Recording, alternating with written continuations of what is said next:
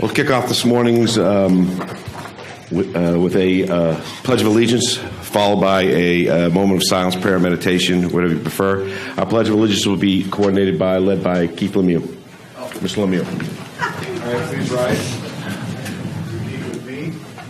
Pledge allegiance to the flag of the United States of America and to the republic for which it stands, one nation, under God, indivisible, with liberty and justice for all.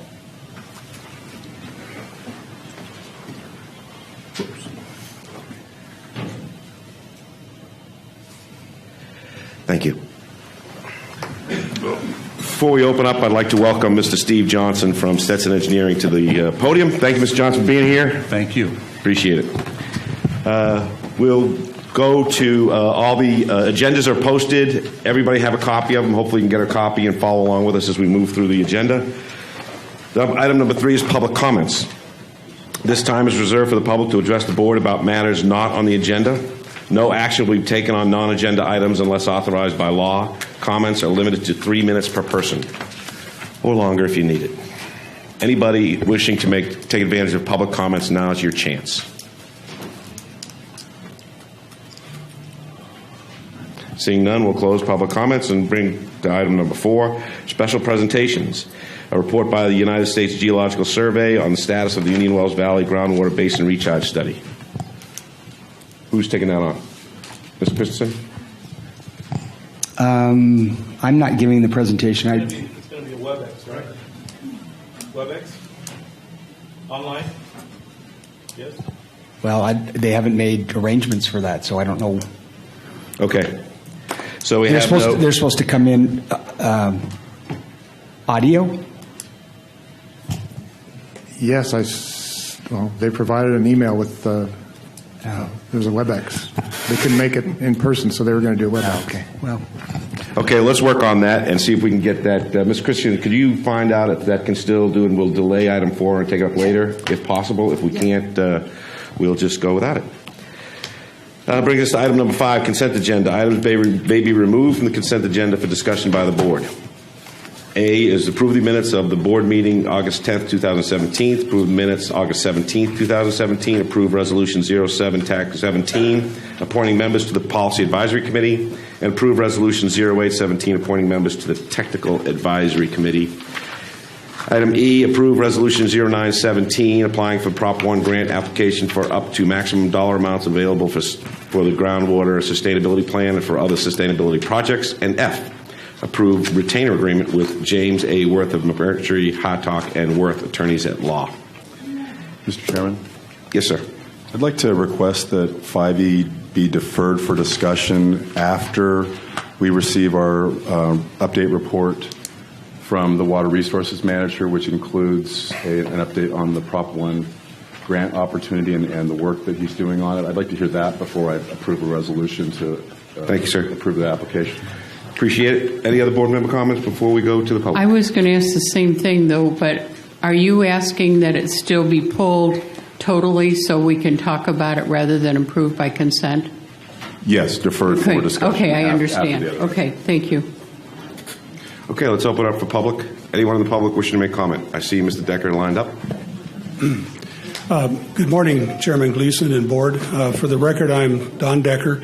I would like to respectfully request that you pull the minutes for the August 17th meeting so that an error that is present, or a discrepancy is a better way to say it, can be discussed and hopefully corrected.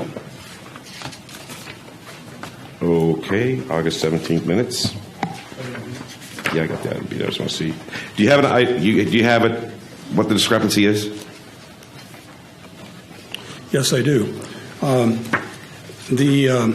It has to do with Mr. Zadiba's TAC report, and in that report, he lists the prioritized projects that the TAC unanimously approved in the August 3rd meeting, and the order in which those items are listed is not the same as the TAC approved list.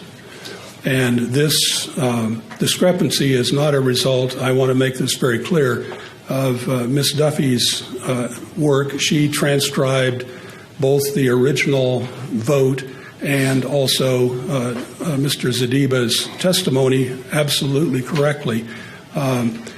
So what I think should be done is to put the items into the order that they were as they were voted on at the TAC, so that there's a consistent list. Got it. It's that simple. I know that everyone wants to try to achieve a consistent and a thread that is traceable, and having things like this is not to our advantage. Thank you. Thank you, sir. Appreciate it. Anyone else in the public wishing to make comment? Mr. Decker, do you have anything to say? Oh, Mr. Zadiba. I'm sorry. About the lineup of the agenda? Do you have any objection to reshuffling so that it's appropriate? So does that satisfy you, Mr. Decker?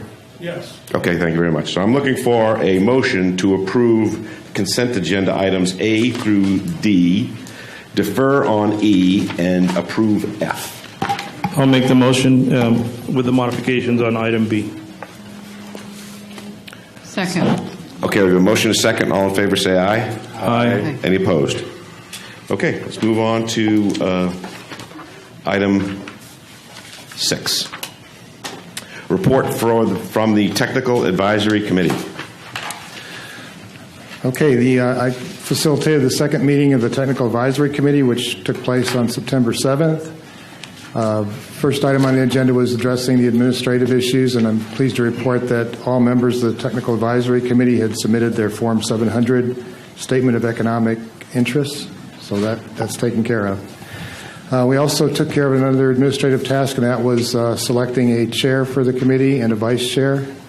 And Adam Bingham with Searles Valley Minerals is now the chair of that committee, and Eddie Teasdale with Kennedy Jenks represents Meadowbrook is the vice chair. Adam also volunteered to assist with administrative support for Searles Valley Minerals to provide that, and Lauren Duffy will serve as the backup to record the minutes and publish them. We reviewed some tasks that were assigned at the August 3rd meeting, just got updates on that. There was a question about could multiple projects be submitted in a grant application, and the answer to that was yes. We also there was a request from the public at that meeting about a document produced by the Technical Advisory Committee that listed the elements of an acceptable groundwater sustainability plan and the local progress made on completing those elements. And the request from the public was that that document be made public. So it was distributed by Lauren to the interested parties list. And the last action was to the priority items that Mr. Decker referred to that were discussed in the first meeting. There was a request to put those in a format of a matrix that the cooperative group uses, and Mr. Teasdale volunteered to do that, and that was completed. Mr. Johnson was at that meeting, and as were a couple of his staff were on the telephone, participated remotely. We talked about the 4 items that the TAC had listed as priorities. No expectation that there would be resolution to any of them, but we talked about the formation of database, which is a requirement of the Groundwater Sustainability Plan. I presented an example that I had seen from the Kingdom of Denmark that was very extensive database that was very easy to maneuver through, very comprehensive, available to the public. So I just pulled it up on the screen and gave a demonstration of that.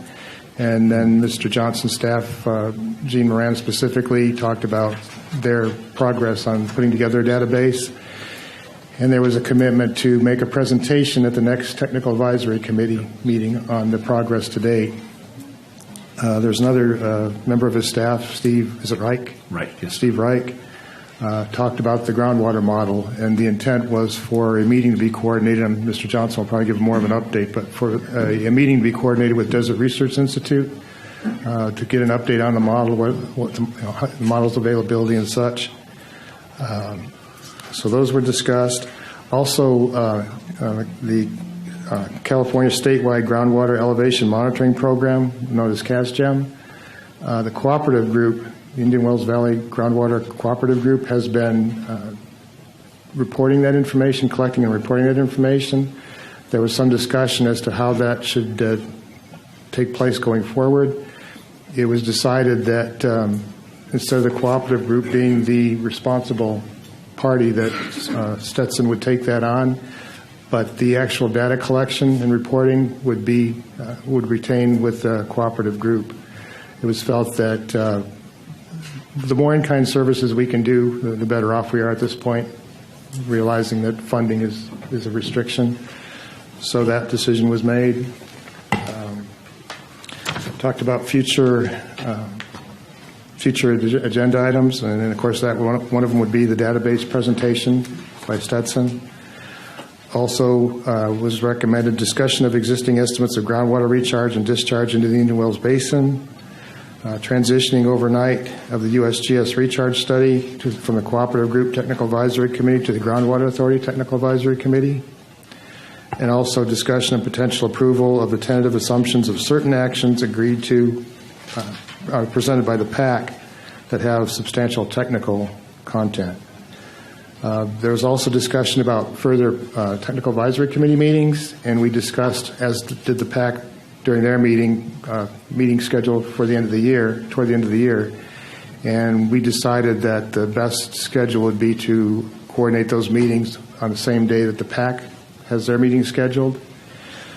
So that schedule has to be approved by the board here. So the proposal is to meet on Thursday, October 12th at 2 o'clock. That day, the PAC is scheduled to meet at 6 o'clock. On Thursday, November 2nd at 2 o'clock. And again, the PAC is scheduled to meet at 6 o'clock on that day. And then on Wednesday, December 6th, it would be at 1 o'clock. The PAC is scheduled to meet at 6 o'clock, but there's the reason for the 1 o'clock is there's a conflict with the meeting room at the Water District with a committee meeting, so we moved it up 1 hour. So that's the proposal we're bringing to the board for that meeting schedule. That's it. Thanks. Any comments from the board before we go to the public? I just want, could you actually introduce if they're here, the chair and the vice chair? Absolutely. Just because I don't know names. Adam Bingham is. I think they're over in here because they were kind of Squirming? Yeah. Happy there. Adam Bingham. I'm sorry, what did you say? I said you're squirming. And you're the chair. Chair. Great, thank you. I don't forget he's here. I'm looking for Eddie Teasdale. He's not here, apparently. Okay. And we don't have a cutout of him either. Mostly I want to make sure I don't say something dumb in front of somebody important. Too late. Never. Thank you. Any member of the public wishing to make comment on the TAC report? Before we go to the public, let's finish the board. Go ahead. I just wanted to follow up on Navy made a comment last meeting related to the TAC and SkyTem. So we're through majority of our concerns. I think the next step for us in order to completely give the green light is just the date, time, window, and then we can deconflict airspace, and I think we're ready to roll. Yeah, thanks to the Navy for their cooperation with this. Mr. Brown. I think since Don was able to go to Denmark and validate the database collection study, that we should all also go, just to make sure that you're correct. And I appreciate that you're now deconflicted. Yeah, just a further comment about the SkyTem project. Today in Sacramento, tomorrow in Sacramento, the Kingdom of Denmark will be signing the MOU with the City of California to share technology on groundwater. And once that is signed, it is anticipated that the Stanford groundwater project will go forward. And of course, that project includes airborne geophysical work in 3 basins: Butte County, San Luis Obispo, and Indian Wells Valley. So we're hopeful that that does go forward. And in anticipation of that, we are working with the Navy to be able to work that out. Thank you, Mrs. Zedillo. Mayor, did you have a question? No. Could I ask you, for the public who may not be as familiar as some of us are with this study, could you give us a general outline on this effort that we talk SkyTem, Denmark. What are we talking about here? And is it 3 counties? Could you say them again? Or the areas? 3 areas, yes. Repeat them. Yes. Butte County, San Luis Obispo, and Indian Wells Valley. Those are the 3 that are in the Stanford Groundwater Architecture Project. And for those who haven't heard, SkyTem is a Danish company that was formed. The actual technology was developed back in the 90s when Denmark was experiencing groundwater issues. It was developed at, I'm going to mess up this word, but Aarhus University. And the Kingdom of Denmark used this technology to map the entire country. What they can do is produce a 3D model of a basin by flying over with a helicopter.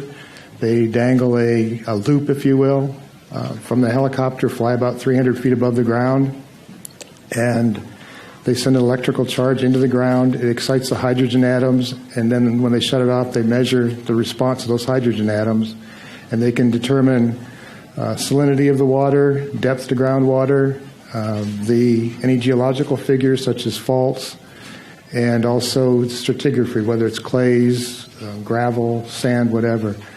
So what this will do is provide, again, a complete map of the basin. Right now the model is based on individual wells, and you interpret in between the wells. This will help.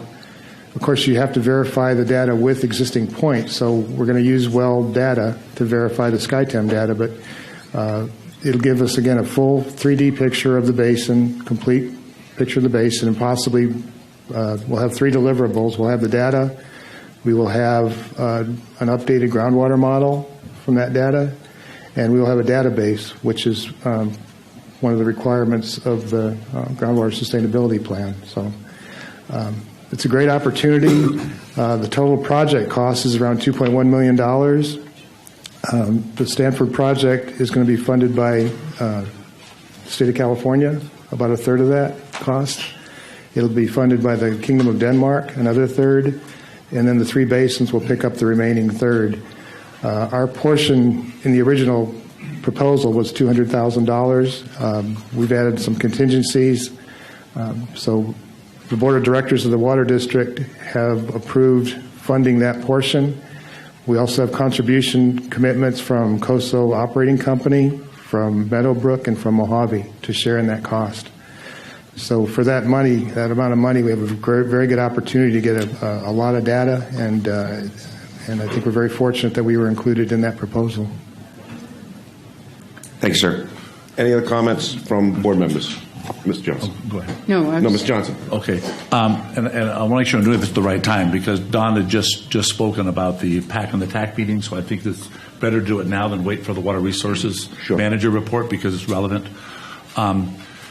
Over the last several weeks, there's been some discussion about the roles and responsibilities of the PAC and the TAC, including the bylaws and how they should work together and how they should interact with the board.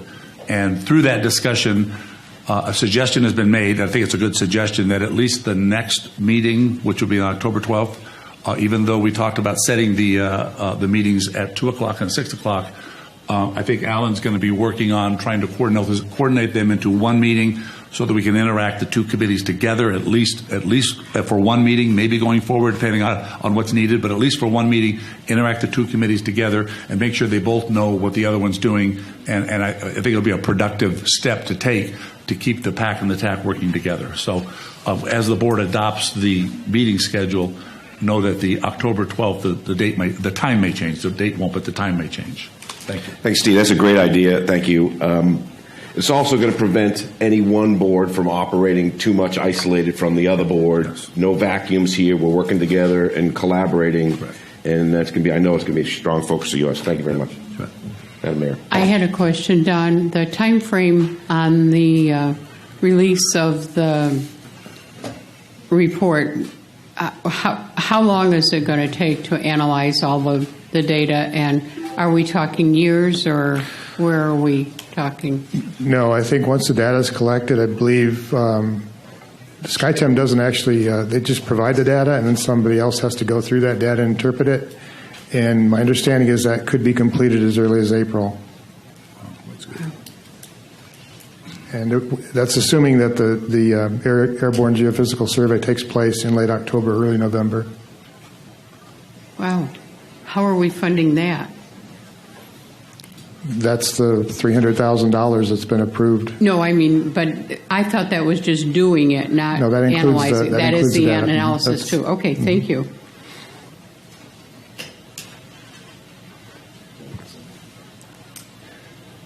Yeah, a question. I was looking at the minutes of the TAC meeting on September 7th, I believe, and there was a discussion of CASGEM and a comment made about potentially shifting the responsibility for reporting CASGEM information to the state to the Groundwater Authority, and I was curious whether or what staff's reasoning was for making such a recommendation. Will that come back to this board at a future date to actually assume that responsibility? I was curious about that mention of CASGEM and this board taking that on. I can potentially see the ties to it, but it's not something we included in our formation document and our agreement as something we would do. So I was kind of curious. Thank you, Mr. Zadiva. Your thoughts? I think that through the board, it would be through the water resource manager, not the board specifically. Stetson would take on, as the named, you can correct me if I'm wrong, but you would be named as the responsible agency for the data. But the cooperative group, TAC, through primarily Kern County Water Agency and through ADAM, would continue to collect the data and report it. Correct. Mr. Johnson. That's absolutely correct. That's absolutely correct. The goal is to, because the cooperative group is downsizing and some of their roles and responsibilities may be downsizing with the formation of the TAC and the PAC. So the thought was to get it over into the authority. So the authority is a responsible agency answering to the state. But because we have a system in place that's working well right now, and it's in-kind services, which was mentioned earlier, rather than pay somebody to do it, we would continue to have Adam coordinate that. And we will be in the loop for our database requirements, but certainly have them continue the work. Outstanding. Thank you. Okay, so where are we here? I need a motion to any public comment on the TAC report. That's where we're at. Good morning. Derek Hoffman, legal counsel for Meadowbrook, Mr. Chairman and members of the board. Just a quick comment. Appreciate Mr. Zadiba's report today. The October 12th meeting is prior to this board's next meeting, and so it would be helpful to get confirmation today that joint meeting, as was proposed, will go forward so everybody can plan for that. Thank you. Thank you, sir. We'll get you an answer. Anyone else? Comments on the TAC report?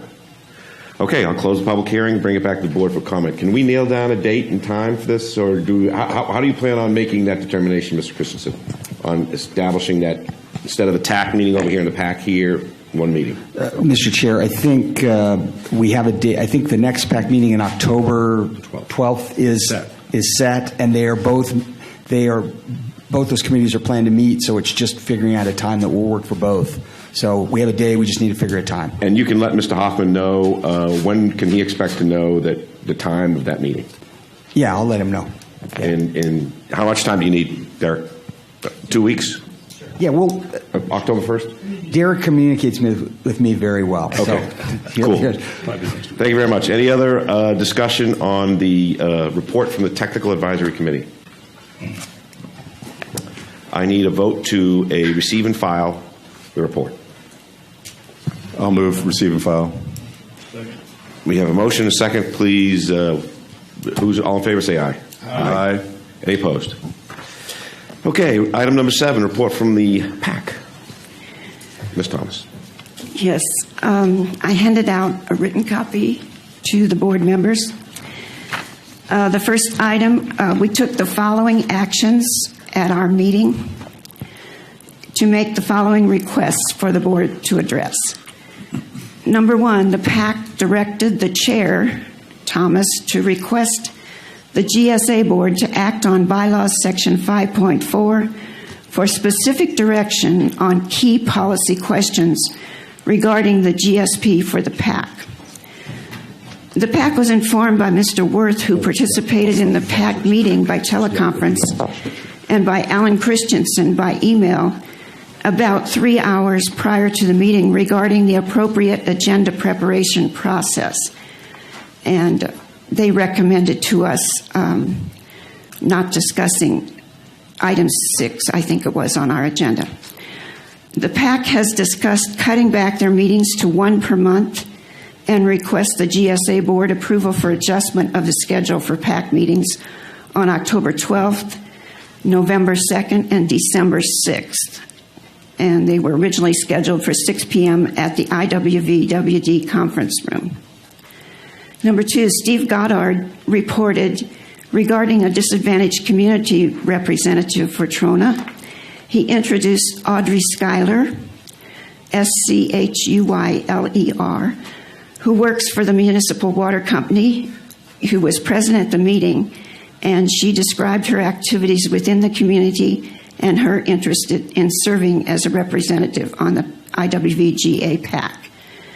The PAC members approved a motion to request the board to add a seat for the community of Trona as a disadvantaged community and to specifically consider the appointment of Mrs. Audrey Schuyler. Number 3, the PAC approved a motion to request the GSA board to allow alternates for PAC members and have the board appoint those alternates. That is strictly up to the board to schedule and discuss. Number 4, the PAC approved a motion to have Mrs. Oviatt create a summary of what actions have happened for outreach and what plans are pending for outreach, and to bring the draft back for review and place this item on the agenda for the October 12th meeting in order to meet a request from IWVGA staff who requested this information for October 13th, 2017. Number 5, the PAC addressed a data request list to be included in the Proposition 1 grant application. The request was provided by Water Resources Manager Steve Johnson.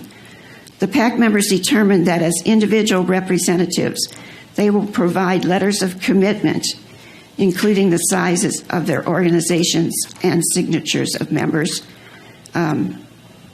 These would be letters of support for the Prop 1 to Mr. Johnson by the middle of October. Number 6, the PAC respectfully asked the board to address the status of tasks. The board has made, on the June 29th, there were 5 tasks that were given as action items to the PAC. A, how do we bring various interests, needs, and dollars to allow for continued growth and additional growth? B, funding options to address solutions. C, outreach study and program, federal, state, and local. G, become experts on Proposition 1 funding. E, coordinate proposition funding priorities. We feel that items B and D have been addressed on the PAC agenda for August 3rd. We also had a request from one of our PAC members, Carol Wilson, for the PAC to have a presentation about the Danish groundwater management system and SkyTemp. That may be more appropriate for the Groundwater Authority meeting than for our committee meeting, but we would like to find out more about that. We will proceed with the outreach strategy. I believe at the last meeting, the board said we can submit recommendations as we develop them, and it's not necessary to have the complete plan completely developed before submitting recommendations. PAC members have added additional materials to their notebooks. A copy of the 42-page GSP emergency regulations for the development of a GSP plan, references for reviewing SGMA legislation, SB 1168, SB 1319, and AB 1739, and a copy of the Lahontan Funding Area Disadvantaged Communities Involvement Proposal. We feel it's very important for the PAC to become more familiar with the SGMA legislation guidelines and the GSP regulations, and I've encouraged the PAC members to review those documents. Thank you. Outstanding, Ms. Thomas. Thank you very much. Appreciate it. Any questions or comments from the board before I go to the public? Okay, let's go to the public. Let's open up for public comment and consideration and your thoughts on item 7, report from the Policy Advisory Committee. Seeing none, I'll close the public hearing and bring it back to the board for comments and consideration. Your thoughts? Are you asking us to accept it or to answer some of these? Or what are you doing? Because some of these are agenda items that we have today. Those items that aren't agenda items, how are you expecting us to respond both through the chair and through the PAC chair? Okay. Yes, I know some of those things are on the agenda for today, and some may need to be put on future agendas.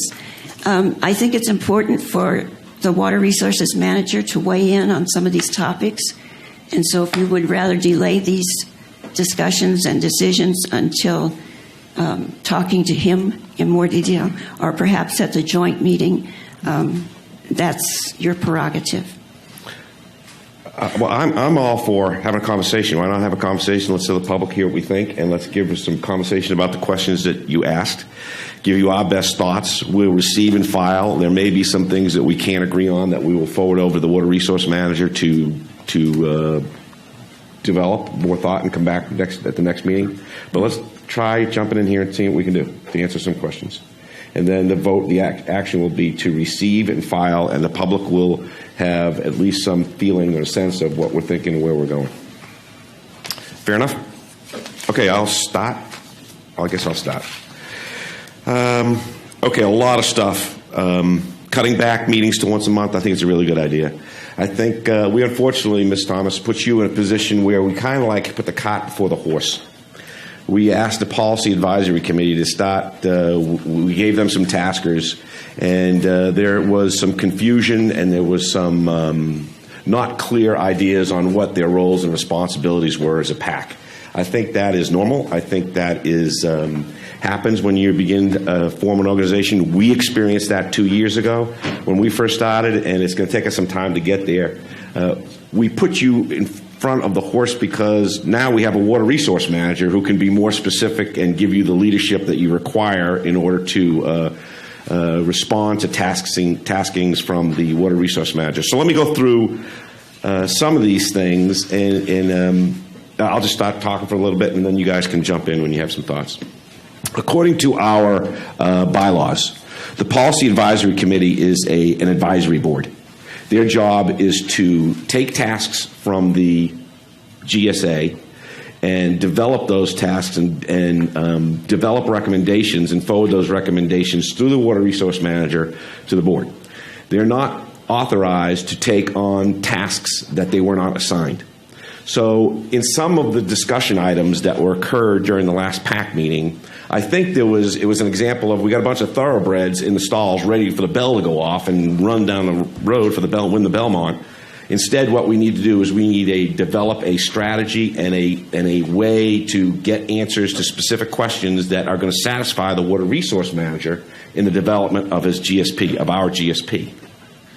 So I think that was unfortunate. We may not have been clear, but the Policy Advisory Committee, as set up in Section 5.5, is, quote, the PAC is the primary advisory body to the board on all policy-related matters of the board that are appropriate for the PAC input. The board shall provide tasks to the PAC, and the PAC shall report directly to the board. So there was the problem we are faced with is if people are wanting to go in different directions that don't have the consensus view of this board, it could cause issues that we don't necessarily, this board is not interested in doing. So I think that a little of that may have happened, and I take responsibility of that, and I think it was a matter of the timing of getting the PAC board set up under the leadership of the Water Resource Manager. You mentioned, I think you mentioned, somebody mentioned better education. I agree 1,000%, and in our meeting this morning, we talked about that when we're having this combined TAC-PAC meeting that our Water Resource Manager suggested. One of the items is going to be an education program, so we all get to sing in the same song off the same sheet of music. A couple of things about the, I would like to have, we keep on seeing this disadvantaged community for the city of Trona, or the community of Trona, and I think we've already satisfied our requirement for disadvantaged community, but I'd ask our our council to comment on item number 4, which is the disadvantaged community representation for Trona. Would you comment, please? Sure. Is the mic on? The disadvantaged community component was satisfied before we did anything. This board up here, you're elected by those individuals, and therefore you're representing the disadvantaged communities. So we didn't need to do anything. There was a desire to put some representation on the PAC for disadvantaged communities because, we'll go into the full details, but there was some desire for that. The issue then becomes when you have disadvantaged communities is, I believe there's 3. The disadvantaged community of Trona is 1. I believe there's 1 just inside Inyo. They might have completely different ideas about issues. So when you start putting in disadvantaged communities, it's hard to pick just 1. So then we need somebody that's going to pick each one of the disadvantaged communities and take over representation for those communities. And that's part of one of the first jobs the PAC was tasked to do, was find out who would step up to the plate for those. Trona is an interesting community because Cyril's Valley Mineral has to represent that community by law. And when I say that, it's because Cyril's Valley Mineral created a regulated public utility. And when you do that, you take on that responsibility of providing that utility service to that community. It is darn near impossible to ever walk away from a regulated public utility you've created. We've dealt with that in the county. It's a very unique situation, but it's darn near impossible. So Trona has representation, and Cyril's Valley has to provide representation to that community as a water purveyor. With that said, that doesn't mean that Trona couldn't have 2 people. So the question really isn't, does Trona have representation? The question is, should Trona have more representation? Or is there a possibility of a divergent view between Cyril's Valley Mineral and what the regulated public utility want, which frankly there really can't be because they're so tied due to their CPUC nature. So the question really, back again, is from a legal perspective is simply, do you want more than 1 representative for Trona? That's policy. Thanks, sir. Appreciate it. Let me keep going down the list, and then I'm going to ask other members to comment. Alternates. Item number 3. My view on alternates is I don't think it's good governance. I think you're a committee, you're not a workshop. I think it's not a good idea because it doesn't provide the continuity of thought and development of ideas and the dynamics involved in the committee. However, as I've told others, it's not a hill I'm willing to die on. There will be hills. This is not one of them. I think, however, before we get to appointing alternates and restructuring our bylaws to accommodate alternates, we have to have the people who are primarily appointed to fulfill their responsibilities and be members of the board.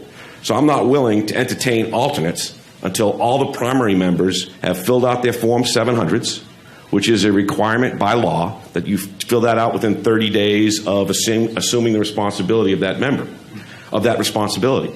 So for right now, the people who have not filled out the Form 700s are no longer on the PAC. They are not represented on the PAC. So if they don't fill out those forms, we have a bigger problem because we have to reappoint others who will. So as of right now, I think the best decision on alternates that we can make today is to defer this until we get these committees moving, get them going. Everybody who fills out their, fill the requirement of the 30-day window to fill out the Form 700, get on board. It's not a hard form to fill out. It's very general in nature. And then we can take up that issue at a later date. That's what I think. Moving on here about Ms. Oviatt, that's a good deal.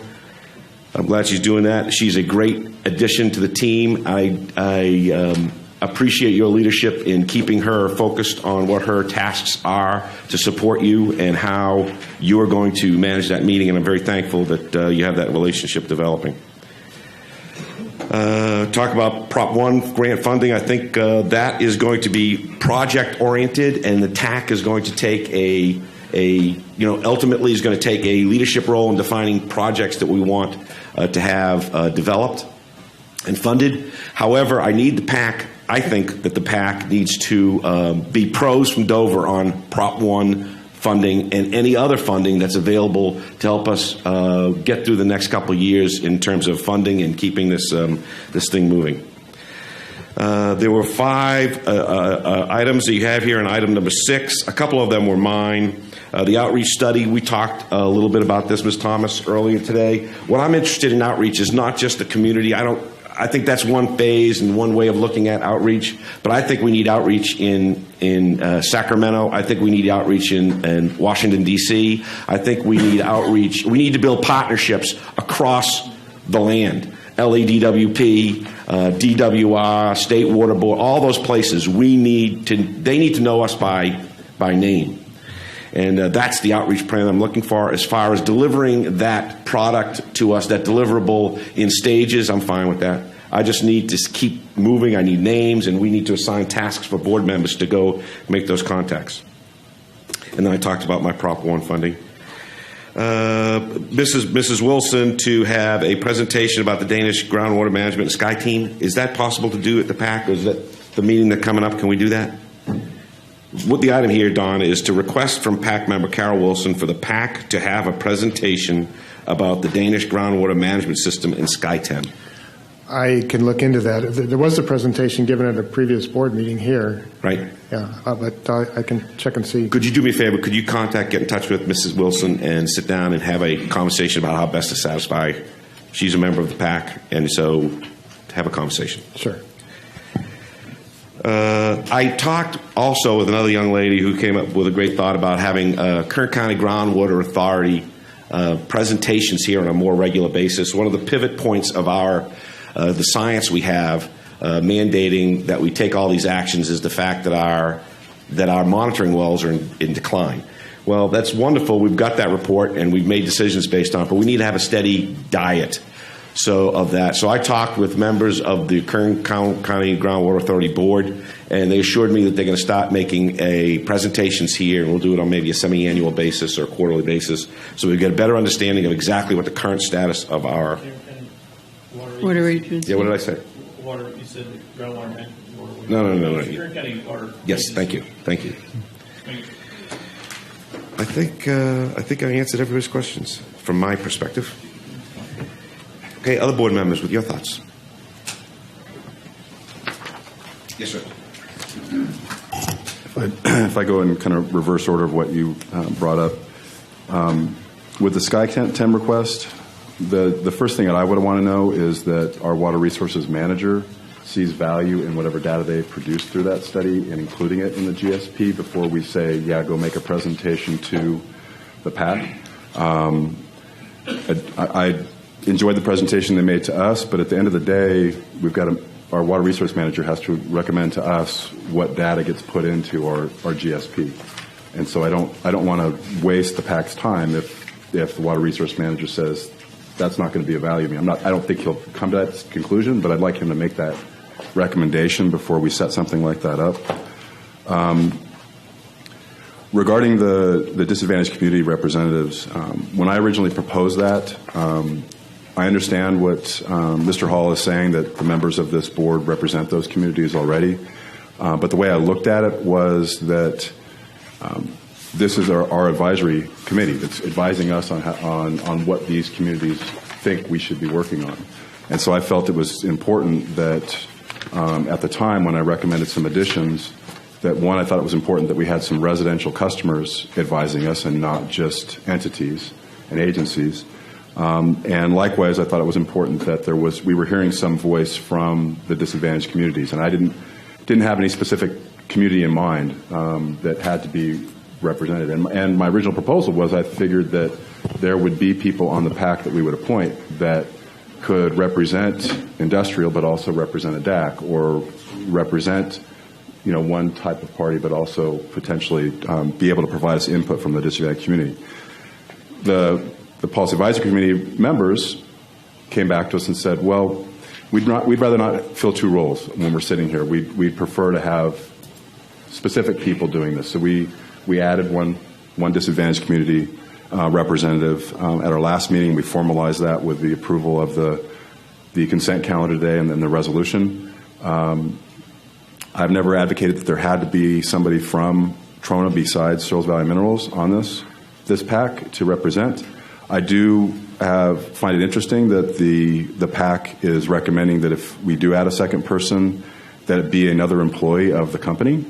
I will leave it up to the subcommittee that was created in terms of what recommendation they bring to us. But to me, it seems odd to have two employees of the same company on an advisory committee. I'd like some diversity.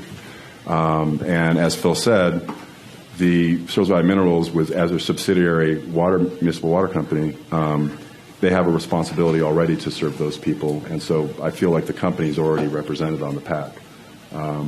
I would prefer, since we've appointed a government entity representative to represent one of our DAC communities, if we're going to add another DAC community representative that's going to advise us, I would prefer that it be a resident. Is just kind of what my feeling is right now.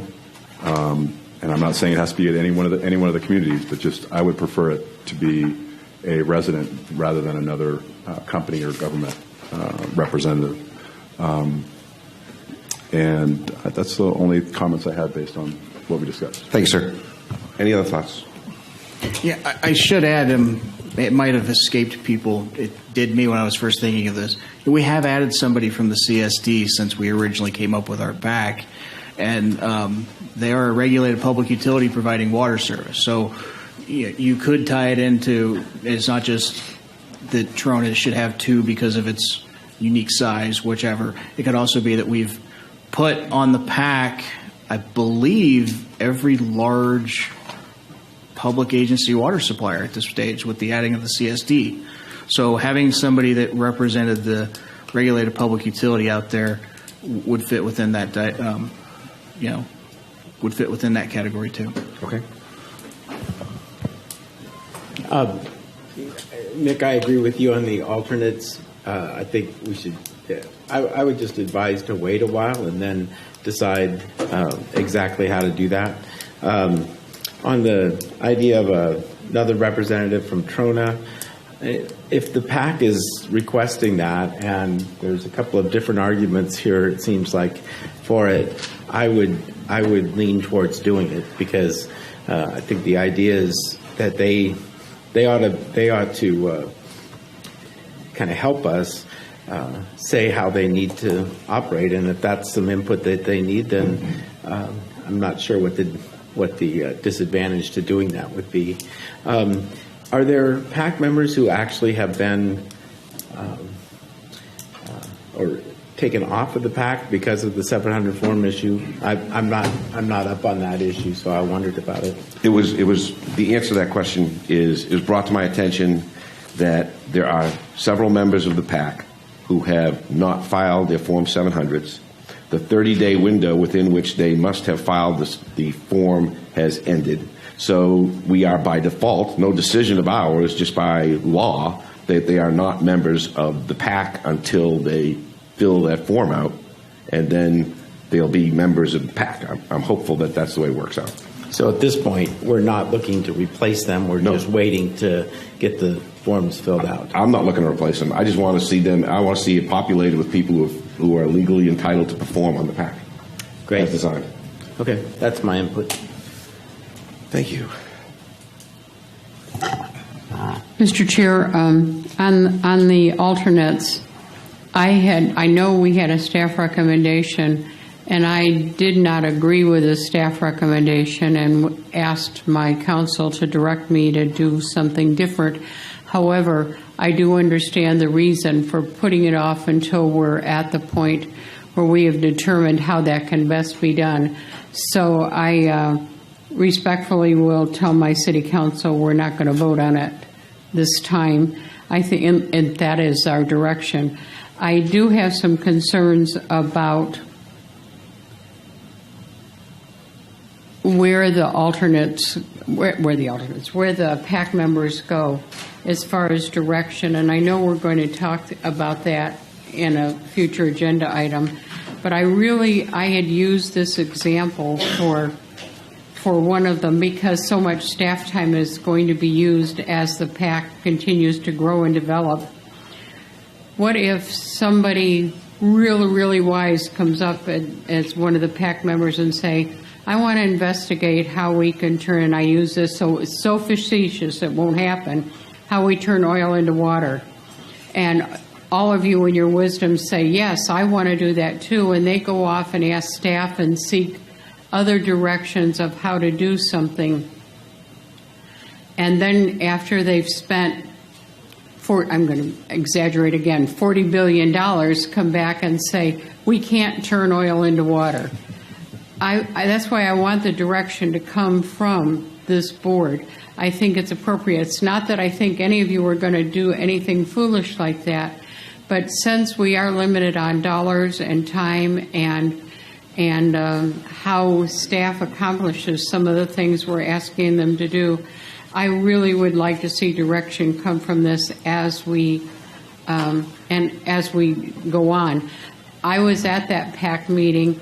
I asked questions how it got there and how this direction came up, and I think it came from members of the PAC that wanted to look at these things and give answers. But the PAC, even though they are probably one of the greatest committees we're going to have along with the TAC, to be able to develop this plan, we can't spend our dollars in a manner that doesn't make any sense. And I don't think you're going to, but I want to just say that the board directs the PAC and the TAC. And just so we understand that. And that isn't a controlling factor, is it a cooperative factor? So, my opinion. Thank you, Mayor. Okay, so I'm looking for a couple things. First of all, I'm looking for a vote to receive and file. But then I'm aware of the fact that, Ms. Thomas, you're asking us to make a decision for you. In order for decisions, I think you've got a good sense of the board on the issues you're concerned with. But we need a way to have that move to the board in a way that we can make a decision. So we can't really make decisions on things that are not agendized formally to make decisions on. We can only comment on reports. But so I think at least we're beginning this relationship formally and from an organizational perspective, and we're trying to get you to develop those requests in a way that is works for us. So I think you have. Do you agree that you have good input from the board? Yes, I believe so. I would just encourage the board and the IWVGA staff to be aware of the Brown Act considerations. When we find out something like 2 hours before the meeting, that was on the agenda for 3 times. So we need faster review and action. And I realize that's probably now going to happen more with the Water Resources Manager on board. But we want to keep some of our items like continuing discussions, like on the outreach strategy and certain things like that, which will be addressed probably at each meeting. And so if you wanted us to address something that's specific under those items, please let us know when we're preparing the agenda. The very last minute pronouncements are problematic to some of our PAC members. I don't blame them.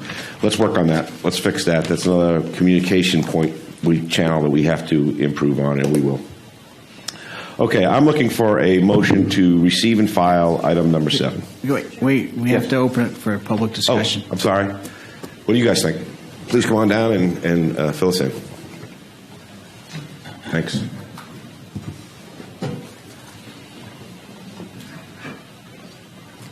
Judy Decker. I compliment you on your report Ms. Thomas. It was excellent, including the last part. I have attended all of the PAC meetings and the TAC meetings and the board meetings here. As a former board member on the Water District, I offer this to you, the GA board. There was definitely a break in the communication stream. One way to take care of that, and I realize there are a lot of you, is to contact your manager, whichever one you prefer, I guess, Mr. Johnson or Mr. Christensen, and have them send a memo, a written memo via email to the PAC board or the TAC board in a timely fashion, as Donna mentioned, so that it could not violate the Brown Act, and everybody would have it at the same time to think about it and prepare to discuss it. Having meetings where you are blindsided or where you do not know the topic that is going to be discussed until you get there, you're not prepared. And it's obvious that you have a timeline and that we need to move forward in the best way we can. So I would suggest the written memo. Thank you. Thank you, Ms. Decker. Anyone else? Thank you. We'll close the public hearing, bring it back to the board for comments and consideration. Chairman, I will move that we receive and file. And there was another comment that you made that I'd like to add to that motion as direction to staff. You made a comment about in terms of how the PAC got started before we had the water resource manager on, and we needed a strategy. So I would like to direct staff to develop. There was a lot of comments, both at the TAC and the PAC meetings, about setting priorities, about principles and what they should be working on. So I'd like to direct staff to come back to the next meeting with that strategy that you said we needed in terms of how we help them to develop their policy, their priorities, their principles that they're going to operate on. Thank you, sir. I think we're going to be satisfied by our morning report from our water resource manager on that particular topic, but that's let's do that. Ms. Christensen, that's for you for action. Make sure it gets completed. Any other board members before we go for a vote? You want a second? Oh, we got a vote. I'll second. We got a second. All in favor say aye. Aye. Any opposed? Okay. It brings us to item number 8. Discussion action to request, on request by the Policy Advisory Committee to alter bylaws to allow alternate members of the PAC. Mr. Christensen. Mr. Chairman, members of the board, I won't belabor. I've heard you've heard some comments already on the issue of alternates. I do want to make clear that my staff report was not made in consultation with board members. I just assume that their comments are as a result of their own thoughts or reading my report, but it was done independently.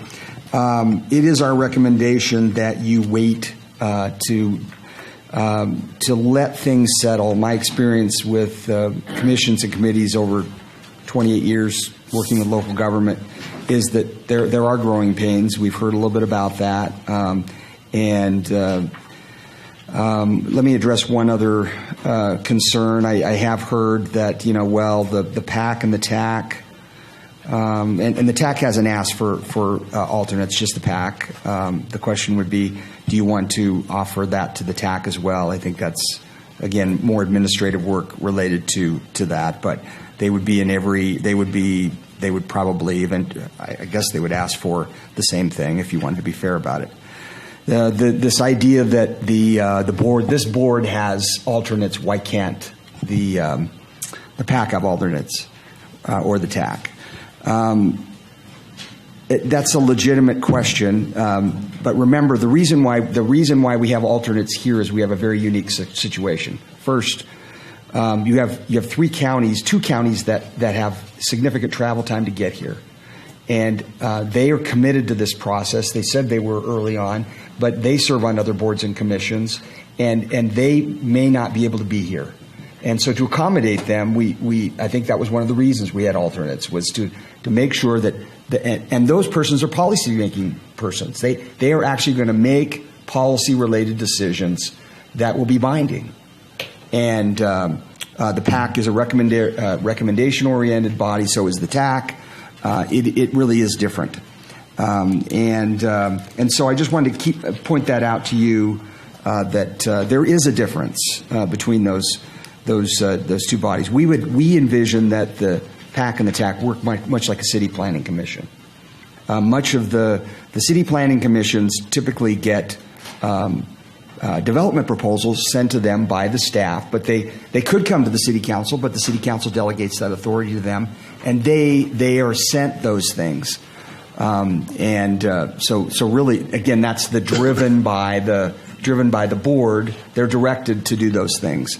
And there typically aren't alternates to planning commissions because they really need to be there for continuity purposes. So it sounds like we're not going to make a decision, or there was at least some thought about not making a decision about this, to wait. We would prefer you wait and give it a few more months, see how the PAC settles in. I heard this morning that one member may be replaced on the PAC because of conflicts that would allow them to come to the meetings, and so that's staff's report. Our recommendation is that you not add change the alternate or change the bylaws at this time.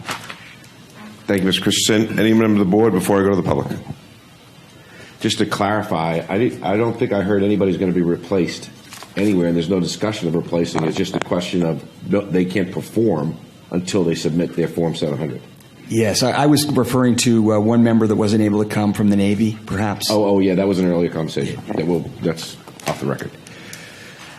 Okay, let's open up the public and let's hear what you people think about item number 8.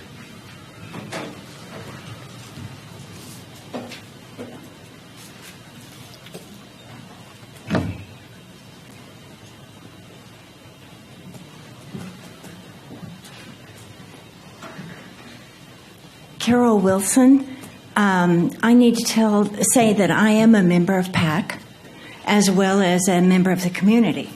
And to correct, excuse me, Mr. Christensen, there are several members on our PAC committee who come from out of town, who have very serious jobs they have to take care of. And that, pardon me, is the reason we asked for alternates. We are also a volunteer group, and sometimes with our schedules, it's impossible for the PAC member to be there. That's why we would like to have an alternate. And the way most of our lives run, we are very capable of advising an alternate about what's gone on and what the plans are for the future. And I can't resist telling how terribly disruptive that last PAC meeting was due to Mr. Worth's unannounced presentation. He was authoritative and rude and was not a member of PAC that I know of, and basically took over the meeting. So we would like for that to not happen anymore. I think Judy's recommendation for a written advice from the GSA would be very much appreciated. Thank you. Thank you. Anyone else? Okay, seeing no further comments from the public, I'll close the public hearing and bring it to the board for comment and consideration. Mr. Chair. Yes, sir. Just to clarify, so that we don't give Mr. Worth undue responsibility, the decision to ask that the PAC request of the PAC, not order, but request of the PAC not discuss that item came from as a result of a discussion between all the attorneys and myself. Mr. Worth executed that. And so we all felt that it was appropriate. And I would say that, and again, we're all learning here. It is difficult, but we do have attorneys that are going to give advice from time to time, and they're going to, and it's something that happens in local government where an attorney says, we recommend you don't do this or don't discuss this item. It's not meant to be offensive, and we understand the circumstances of communication that they weren't ideal this time. But I want folks to know that Mr. Worth was not speaking out of turn. We consulted all of us together about the item. We wanted to because we all felt strongly it was premature. Rather to be safe than sorry later, we felt it was the best thing to do. We did not want to offend anyone, so I just wanted to explain. Thank you, Mr. Christensen. Yes, ma'am. I was at that meeting, and I don't want to get into the demeanor of Mr. Worth, but I thought when he made his suggestion and his request, I did not take it as that it was an attack on the PAC, nor was it confrontational. In fact, I saw him backpedaling or heard him backpedaling a number of times trying to accommodate the questions. And so I apologize if anybody took it as being not respectful to the PAC, because I know that wasn't the board's intent, and I know Mr. Worth very well, and I'm positive that was not his intent. So again, if that was perceived, my apologies.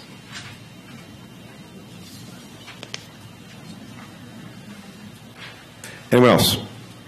I'm looking for a motion on item number 8.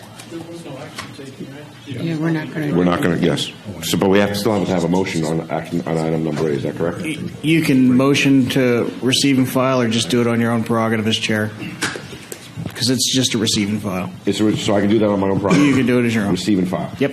Okay. So we don't need a vote on this. You don't need to vote on a receive and file. Okay. Move to item number 9.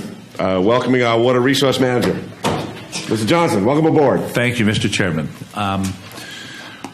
I've been introduced by Chairman Gleason, but for all of you, make sure you know, I'm Steve Johnson, President of Stetson Engineers.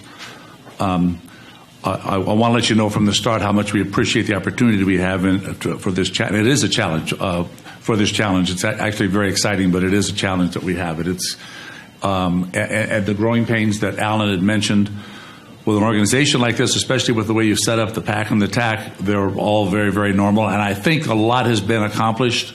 From my perspective, a lot has been accomplished just in the last week or 10 days. And I think a lot will be accomplished when we get through the first PAC and TAC meetings, that I can attend both meetings, whether they are set up as one meeting or whether they set up separately. To be able to attend both meetings and talk to both those agencies, I think will help a lot. So I think we're on a good track. I want to introduce somebody, Jeff Helsley, who's our engineering manager at Stetson from our Cavite office. We have some presentations to make. We can go through them one at a time. Jeff's going to do, I think, 3, and then I'm going to do the last one. So if you need this, Jeff, you can get set up. The intent here is to give you folks a sense of, you hired us, and what the heck we've been doing since you hired us. And I can tell you this, we've been very busy. A lot of what we've been doing, we've been learning a lot. I mean, the learning curve has been very, very steep. But again, it's very, very exciting. We've met a lot of people, and there's a lot of really, really good and really, really smart people working on this stuff, and we appreciate all the help we're getting. I'm not going to go too far without mentioning that I don't know what the future holds for Alan, but from my perspective, with the board to hear this too, just in case, from my perspective, Alan has been extremely helpful for our efforts to get our grounded here, get understanding what's going on, get to know the people, and know the lay of the land, and very, very helpful. Along with legal counsel, I've been working with legal counsel.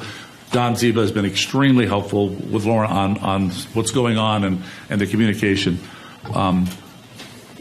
And I have no idea what the structure is going to be because we're looking at what the general manager's position is going to be going forward. But from my perspective, it's very, very helpful to have a position like that for me to communicate with that knows the lay of the land with the board and has been here for a while. So I'll just mention that.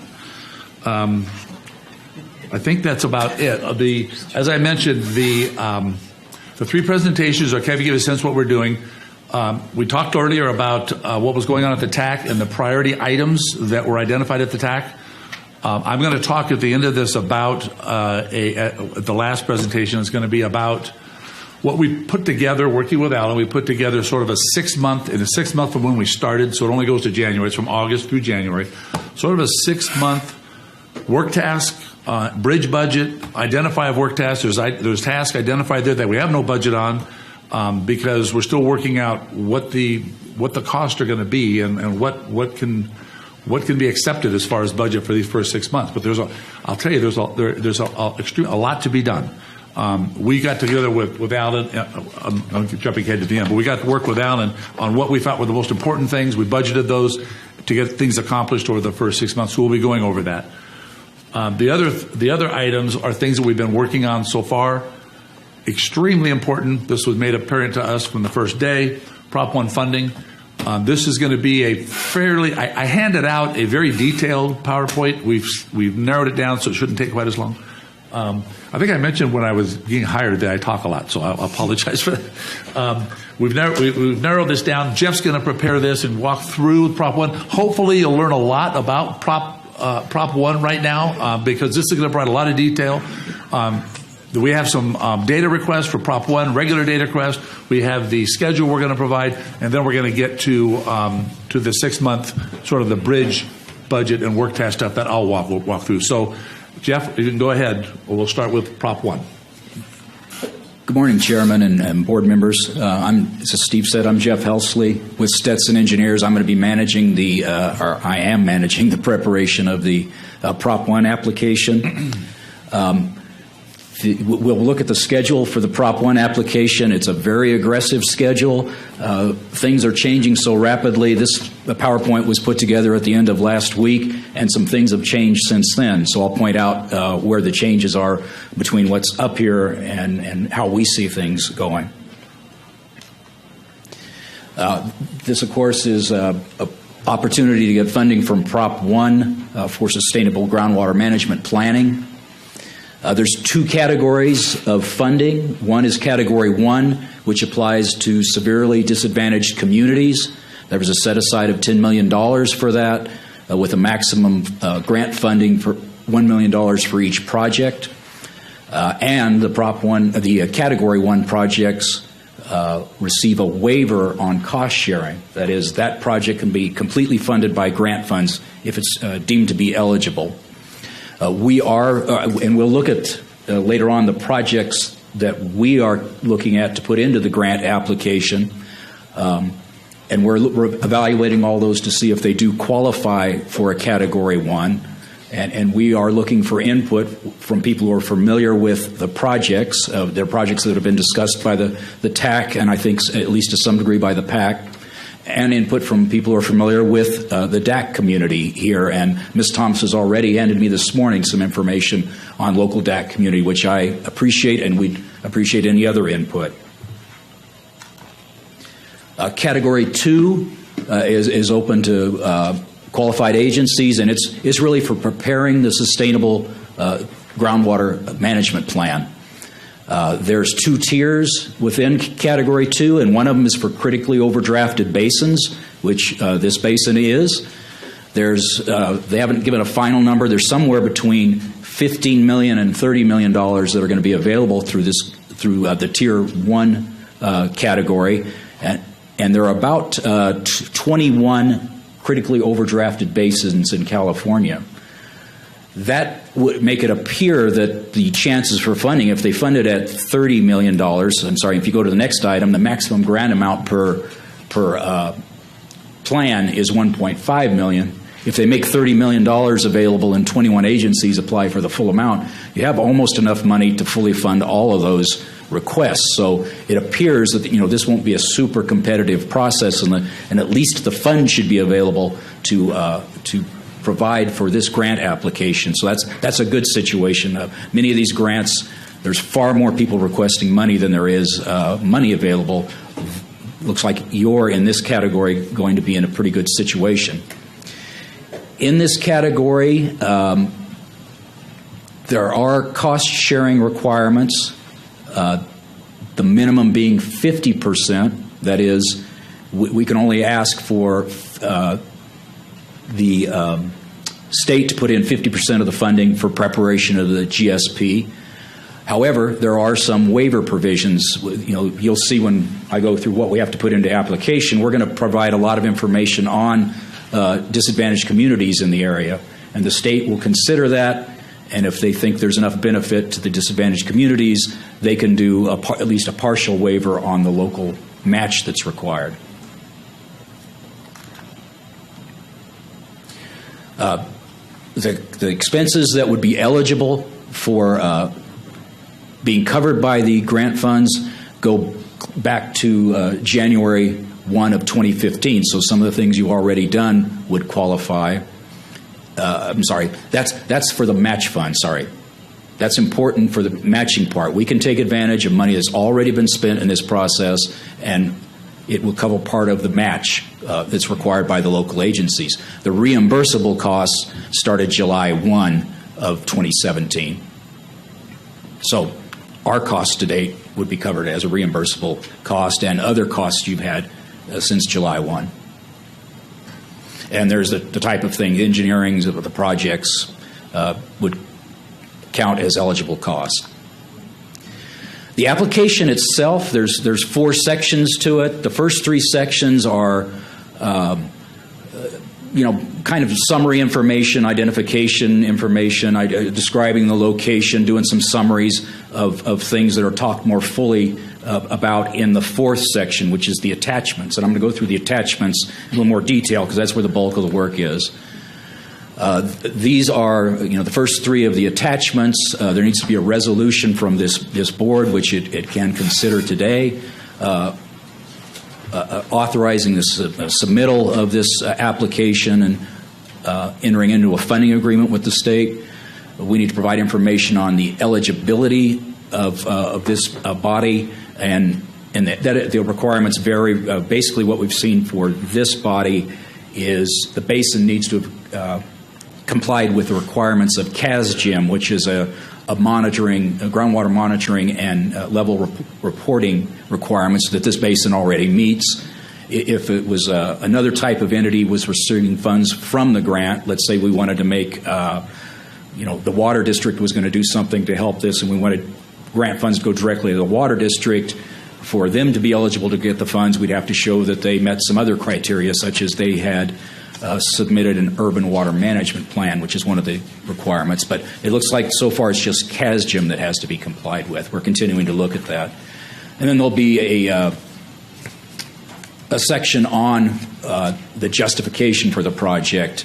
What's the technical need, the financial need, what assets do we have to support the project?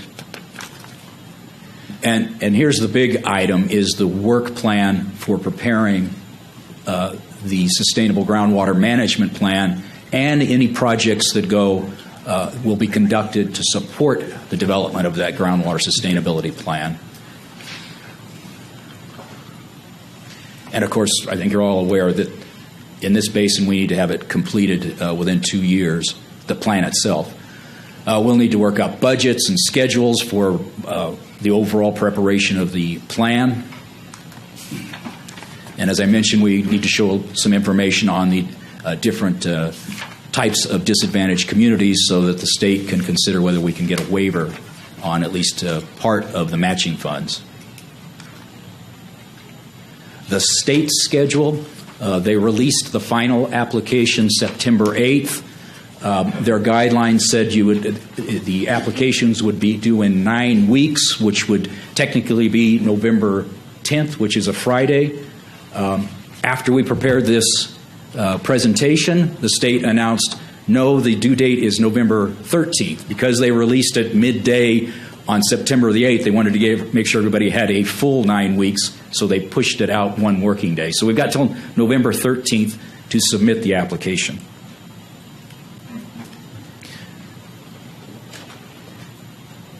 Let's see.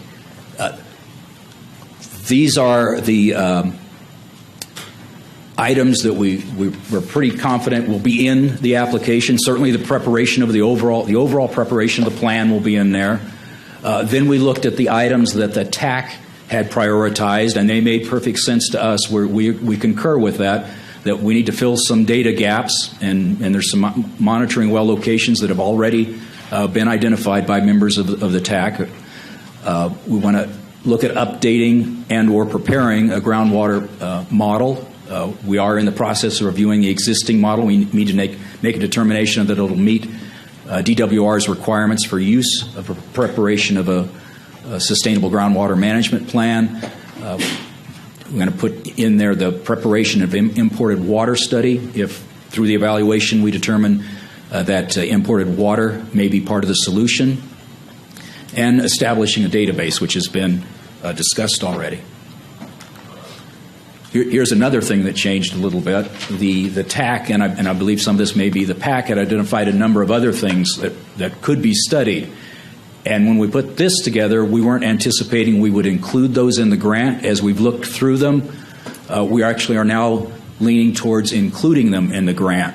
And the approach we are taking in this first draft is to make the grant application, more robust, more inclusive. Since this is the opportunity to get state funds, to get outside funds, our approach is going to be to not try and limit that, that we make sure we have the opportunity to use as much state funding as possible to do as much of what needs to be done as possible. So we are looking at including probably not all of these, but a number of these into the grant application. Some of them, I know at least one of them is already receiving state funds. It wouldn't be eligible since it's already receiving state funds to receive funds from this grant. So those are the types of things we'll be looking at. Here's some additional projects that have been discussed. Here is our schedule for preparing the application itself. It's a very quick schedule. There's going to be one PAC meeting, one TAC meeting, and one board meeting between now and when the application has to be submitted. So what we intend to do is get a draft of the application out on October the 10th, and we're going to. Our plan is to send it to the PAC and the TAC members and the board members. We're going to ask for a very quick turnaround on comments so that we can get a revised and what we hope will be a fairly final draft of the application to the board on October the 19th. And hopefully if there's comments, they'll be fairly minor because that's our last opportunity to interact with the board before we need to submit. And again, this says November 10th, but that's been moved to November 13th. And our budget for doing that, we've got items for, as I mentioned, we need to, we drafted the draft resolution with then review by the attorneys on the resolution that's before the board today. We've sent a data request out and have had good response to that already, and we'll be managing that information. We've got a task, getting up to speed, reviewing all the projects. We're looking at whether they match the funding eligibility requirements. We've got some of the routine sections of the application to fill out. We've got the big chore of doing the work plans and the project schedules, and then we'll be revising it based on the comments we get. And then the last item is, in our experience, once we get an application in, very commonly a DWR will follow up with additional requests for clarifications, additional information, so we budgeted for doing that. So our overall budget is at $45,000 for the grant application process. And I believe that was my last slide on that.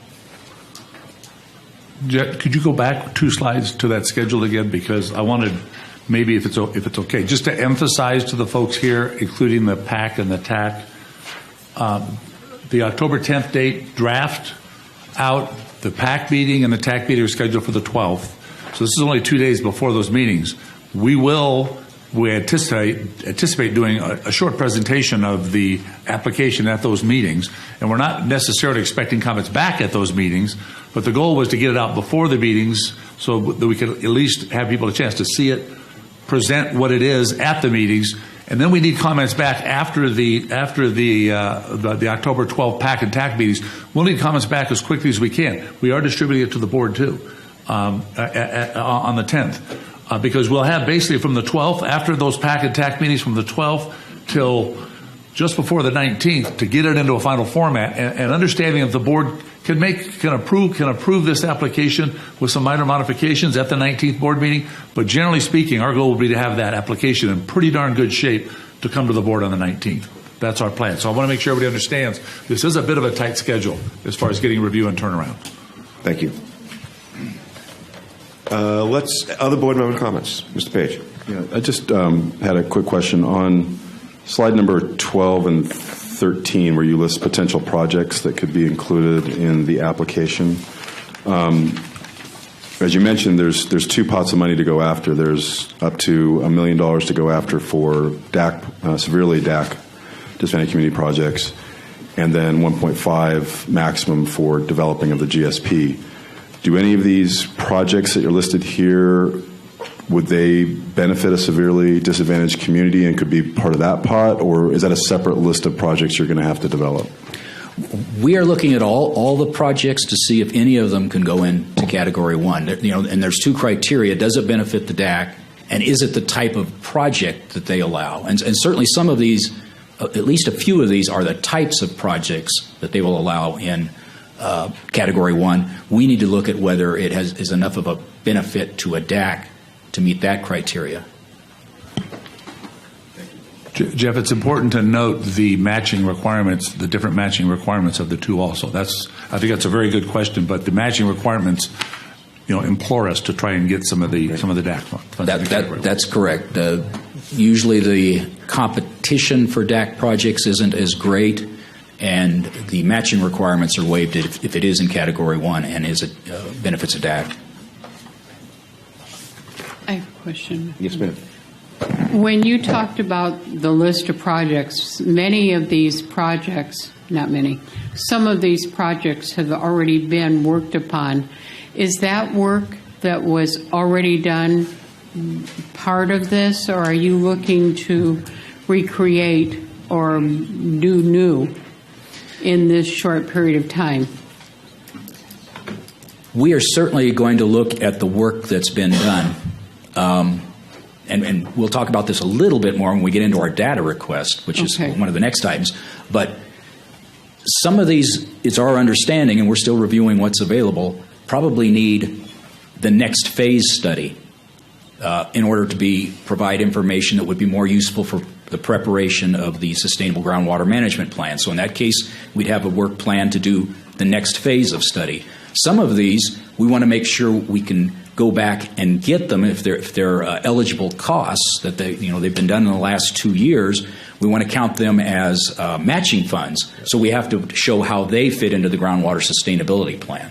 So we don't want to miss out on that opportunity. There's a 2-year time frame? Yes, it was. I wasn't aware of that. Thank you. January 2015. Thank you. Okay, this is just one element of your report, so we should hear all the reports, and then we'll go to a comment. Yeah, that might be good, because at least the next two are definitely related. Okay. Well, the next one is definitely related. Let's do that. Sure.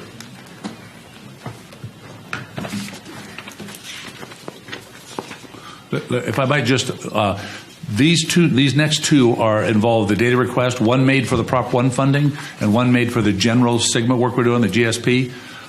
These have already been released. They were released to the TAC, the PAC, the entire board, and we got a list of interested parties from, I think, Lauren and from the PAC, and we distributed to all of the interested parties. So there was wide distribution of these data requests. We're getting responses back. The purpose of doing it here is just to make sure that we formally bring it to the board and show the board, rather than just giving it to you by email, that we actually bring it to the board and show the board what we've sent out. So this is a bit of more routine than it is something new. Okay, go for it. Yeah. The first is the data request we put out for the preparation of the Prop 1 application. And here's where we pointed out that at that time, what projects we're thinking about including. That list has actually grown, as I'd shown in the previous presentation. And we ask for any information that's out there that we're not aware of, so that we make sure we're looking at everything that is available when we do turn around and write up the work plans or look at how to incorporate them into the application. We needed some mapping files to put into the application, and I believe those have already been provided to us since we put out the request. There are some requirements for eligibility. We need to show that there's been requirement with disadvantaged communities. There was some discussion of how that's being done already today. That was helpful. If there are any adjacent basins that are being required to prepare a sustainable groundwater management plan, we have to show that there's been at least some initial communication with them. And I know there's an adjacent basin, the Fremont Basin. I don't know today whether they're required to prepare a plan. We're looking at that. If they are, then we'll get back together and see if there's been any formal discussion with them. If not, we may need to suggest that there be a phone call, a meeting, and document that with a letter. But it doesn't have to be much of an effort, just that we recognize that we're both working on these, and if there's any interactions between the basins as we develop the plan, we'll talk about that. And then a requirement that we show how there's been communication with the beneficial users of the groundwater, and that's been fairly extensive, and there's I think, easy to document.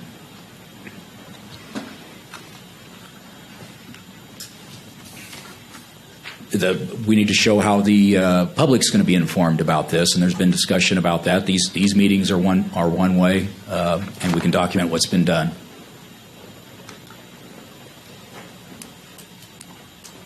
When we put this together, we had a question about the grant for the brackish water study that's ongoing. We've been provided with that application since we put this out. Thank you very much. We weren't sure how execution of this whole groundwater management plan, or that is preparation, was going to be structured.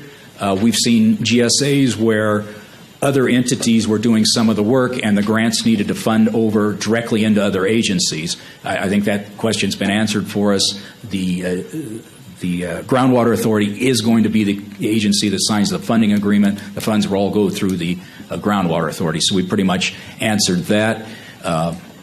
And as we mentioned, therefore there's eligibility requirements for this entity, which is basically the CASGIM. So that was the data request for the preparation of the Prop 1 application. We're now at a general request for data for preparing the groundwater sustainability plan itself. And we had initially identified some agencies and owners that were significant. We've had comment on that already, that there's some more missing. We appreciate that. I will say overall, we had probably the quickest and most comprehensive response I've ever seen to one of our data requests. We don't have everything we need, but it was a very good response. From the day we put this out, we got, 3 or 4 emails back, and this morning Ms. Thomas handed me a disk with information on it, so it continues. And this is available, this list, but information on monitoring wells and production wells, water levels, water quality data. We've gotten a lot of that information. Some specific wells that we wanted information on, some additional mapping layers we were looking for. So that was the data request item. So next, Mr. Chair, is the plan of action and milestones has been updated. If I could go to that.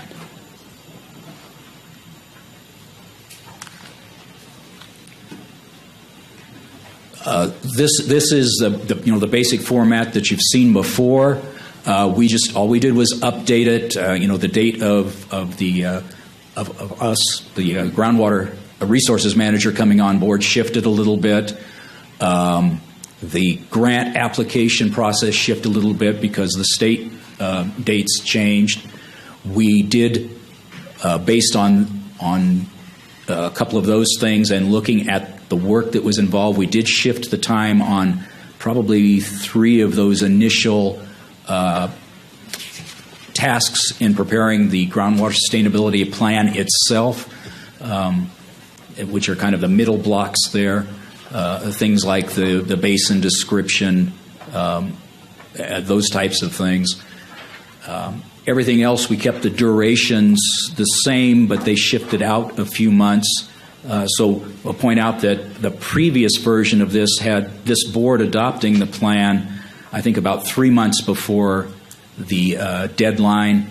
With this schedule, as we're looking at it now, we're about a month before the deadline. So we certainly are sensitive to there's not a lot of play in this schedule, and we'd be looking to beat any of these dates that we can. And we will update this as things change.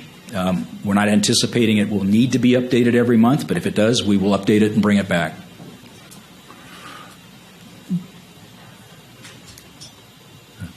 And I think that's the end of yours. I'll just say for the audience and the board, I think Alan provided this same schedule at the last meeting, and what we've done since then is we've updated to make it current. So this is the most current POAM schedule that we have. Yes. Quick question. At one point we took this and we put it in an MS project based format. So have we abandoned that effort and reverted back to this format? No, if I may. No, I think for practical purposes, just for presentation, it's very hard to see that huge document. I think this is a snapshot of that piece, but I don't believe we haven't talked much about that. No, we haven't. But they still have that information. I think we're working off that, but it's just really hard to read. So this is an extraction of that. Gotcha. So one of the concerns we had with the poem in the past is that there aren't any comments on here, and so the benefit of the format we had gone to. So maybe we can look at the format we went to and see if there's a way of tweaking it to make it more presentable. But it gives interrelation of the different tasks, so that if one slides, you can see the direct impact to everything else. It allowed to assign ownership to the tasks. It was very clear on what the comments and status were for each of the tasks. So I would just ask that we relook at that, because there was some effort put into converting this to another format. Thank you. Sure. That's very helpful. Thank you. Okay, I want to understand what you just said, Commander. And on what you said. We're using this particular type of format because it's presentable. Yes. You're saying, Commander, the presentation we had earlier was more informative and helped us more get flow from A, B, C, D, and all the way through. So it was more productive in truly understanding each of these topics. Correct? Correct. I think there's two ways of doing this. You can use the MS project format, which breaks it out in greater detail, and it's better because it eliminates a lot of risk. Right. There's a lot of buried risk in here you can't necessarily see with subtasks. And if line item number 12 starts sliding, what is that going to do to the final? You can't tell that. So I think there's probably folks in the audience that this is enough for, but I would definitely argue there's folks in the audience that this is not enough for, me being one of them. Me too. And so I think there's probably an opportunity to take where we were at or where we were going to and work on the presentation, maybe pull it down or work on that. But yes, sir. Thank you, Commander. Steve, my brothers on this is a critically important document because it spells out in a snapshot. I can look at where we are and where we need to be, where we're behind, where we're ahead, what the risks are, and what we need to do. And I can track and make sure that you're doing what you need to do in order to get us to the end zone. Sure. So if you could please take a look at what the commander's saying and get to us a presentation so that we, not only as a community, but me as a chairman, understand exactly where we are all the time. Sure. Thank you. Sure. Thanks. Great. Are you done? all I have. Yeah, we have one more, and I get to do this one. This is the last one. It won't take very long. You can put the buttons if you want. What I wanted to say, there's some duplication what I'm going to do right now and what you've already heard today, and that's because a lot of this is overlap. This is the 6-month bridge budget and work tasks that we've identified, we've been working on. We've already provided some estimate. Jeff just provided an estimate, for example, on the Prop 1 funding, and so that's in here, and they are consistent. You can check, make sure they're consistent, so the stuff I'm going to provide is consistent. I want to let everybody know from the start, because some things have changed, just like Jeff pointed out, when we prepared this. Some things have changed a little bit since then. For example, since we prepared this, We backed it down to one PAC meeting a month instead of two. So we were trying to schedule and budget for possibly having to go to two PAC meetings and things like that. But I think the bottom line, the most important thing for you to know is that even though we're putting together these work tasks are important and the identification of the work task important, the actual budgets we've taken a good shot at, but all that will be invoiced. These are not a lump sum budget. These are hourly rate stuff, so it'll be it's only going to be what it is. If we don't go to meetings, if we don't have these other costs, you won't see it. These are for purposes of budgeting with the authorities, so they know that they've got money to pay bills in case these things all get done. So I'll give you that qualification. So we've got about 8 work tasks. I think 4 of them we actually have budget items for, 4 or 5 of them, but we'll walk through it. These are just bullet points on what we have identified as part of the work task, part of the specific items under each work task. This is just preparation attending meetings. We've got information up here for the board meetings, for the PAC and the TAC, and then preparation ahead of time and follow up afterward. We generally have little meetings before. We have conference calls afterward. And we're going to be more involved, I believe, in the agendas, maybe not actually preparing them, but certainly making sure the agendas are complete. So this is just identifying some of the general work we're going to be doing around coordinating our part of the board meetings and the TAC and the PAC meetings. So you go to the next one, Jeff. This is the Prop 1 funding application. Jeff just walked through this. I don't want to go through it again. The dates are provided in the table that I'm going to show you at the end of this. The estimated the budget going for the next few months, it'll be provided, so we can kind of skip that one. The other task that we identified as a high priority task was review and recommendations on the existing DIR groundwater model. This was identified by the TAC, and we received the message loud and clear that we all need to know whether we're all on board with this DRI model or not. So work has already started on that. We've got coordination with the Navy on that model. Absolute excellent coordination and cooperation trying to get this information. We're trying to schedule our meeting right now. I think we have a date set, and again, in the interest of trying to keep the cost down as much as we can, we've got people coming up here for the meeting. We're trying to get the same people coming up here for the meeting will be likely attending the PAC or the TAC meeting and making presentations.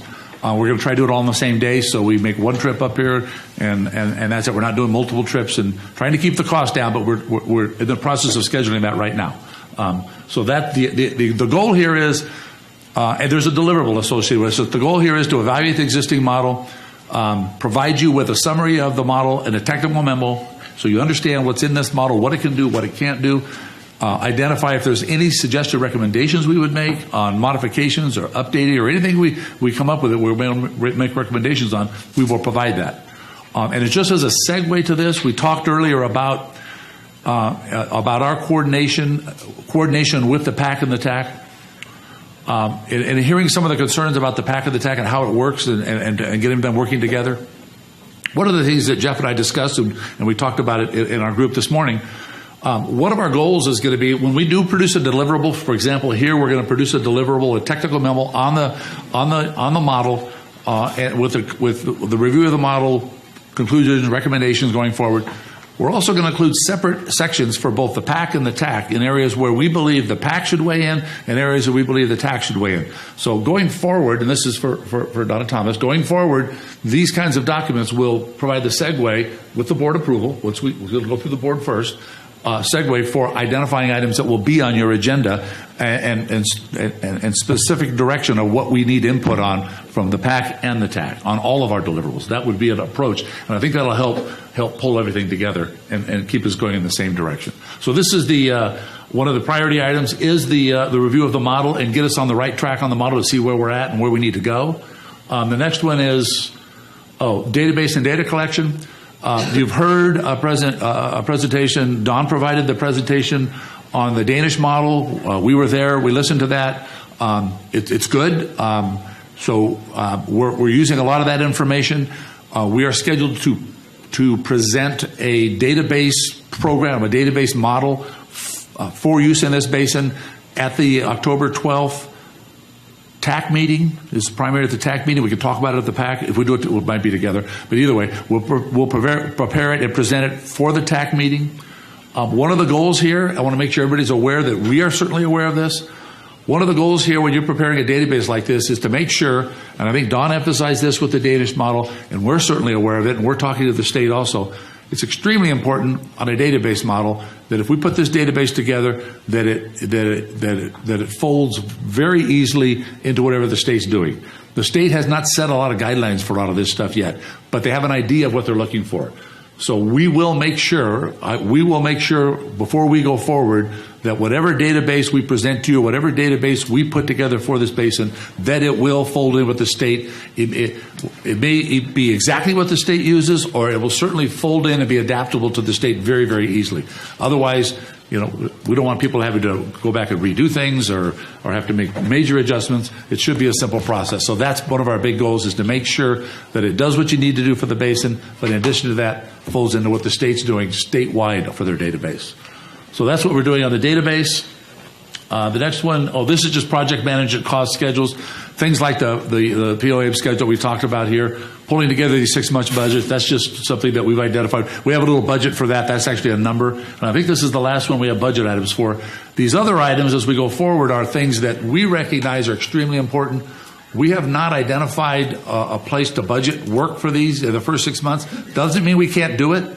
Doesn't mean we can't get together at the TAC meeting or the board or the PAC and say, we need to get going on something like this. But as of right now, we don't have these on our radar screen for, when we say the first 6 months, from August through January. But we still think they're very important, high priority work tasks that you folks need to be aware of. This one is third-party review of the existing safe field sustainable studies.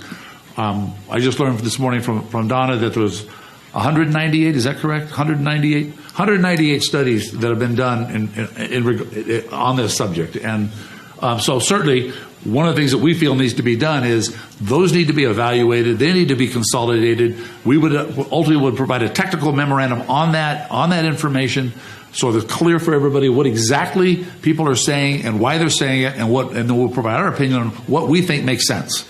So that would be a work task we would be pushing out a ways, but certainly something we think is very, very important. Again, as we do a work product on that, we would be coordinating with the PAC and the TAC on what input they would need to have, we would want from them on whatever we develop. So that's third-party review of safe yield. A lot of folks, people at the TAC were asking, we still don't know what the sustainable yields of the basin is. Well, our goal here on this item is to bring it all together so everybody understands what other people have said, and at least give you our opinion on what we think makes sense based upon the information we've done. Without doing, it may result in us doing a safe yield of our own. I don't know yet because we've got to look at it. But certainly by the end of this, we'll give you an opinion on what we've reviewed. Go ahead, Jeff. Imported water supply. We listened when folks at the last TAC meeting, I think it was, talked about the need to get going on imported water supply. We listened. I think it's extremely important.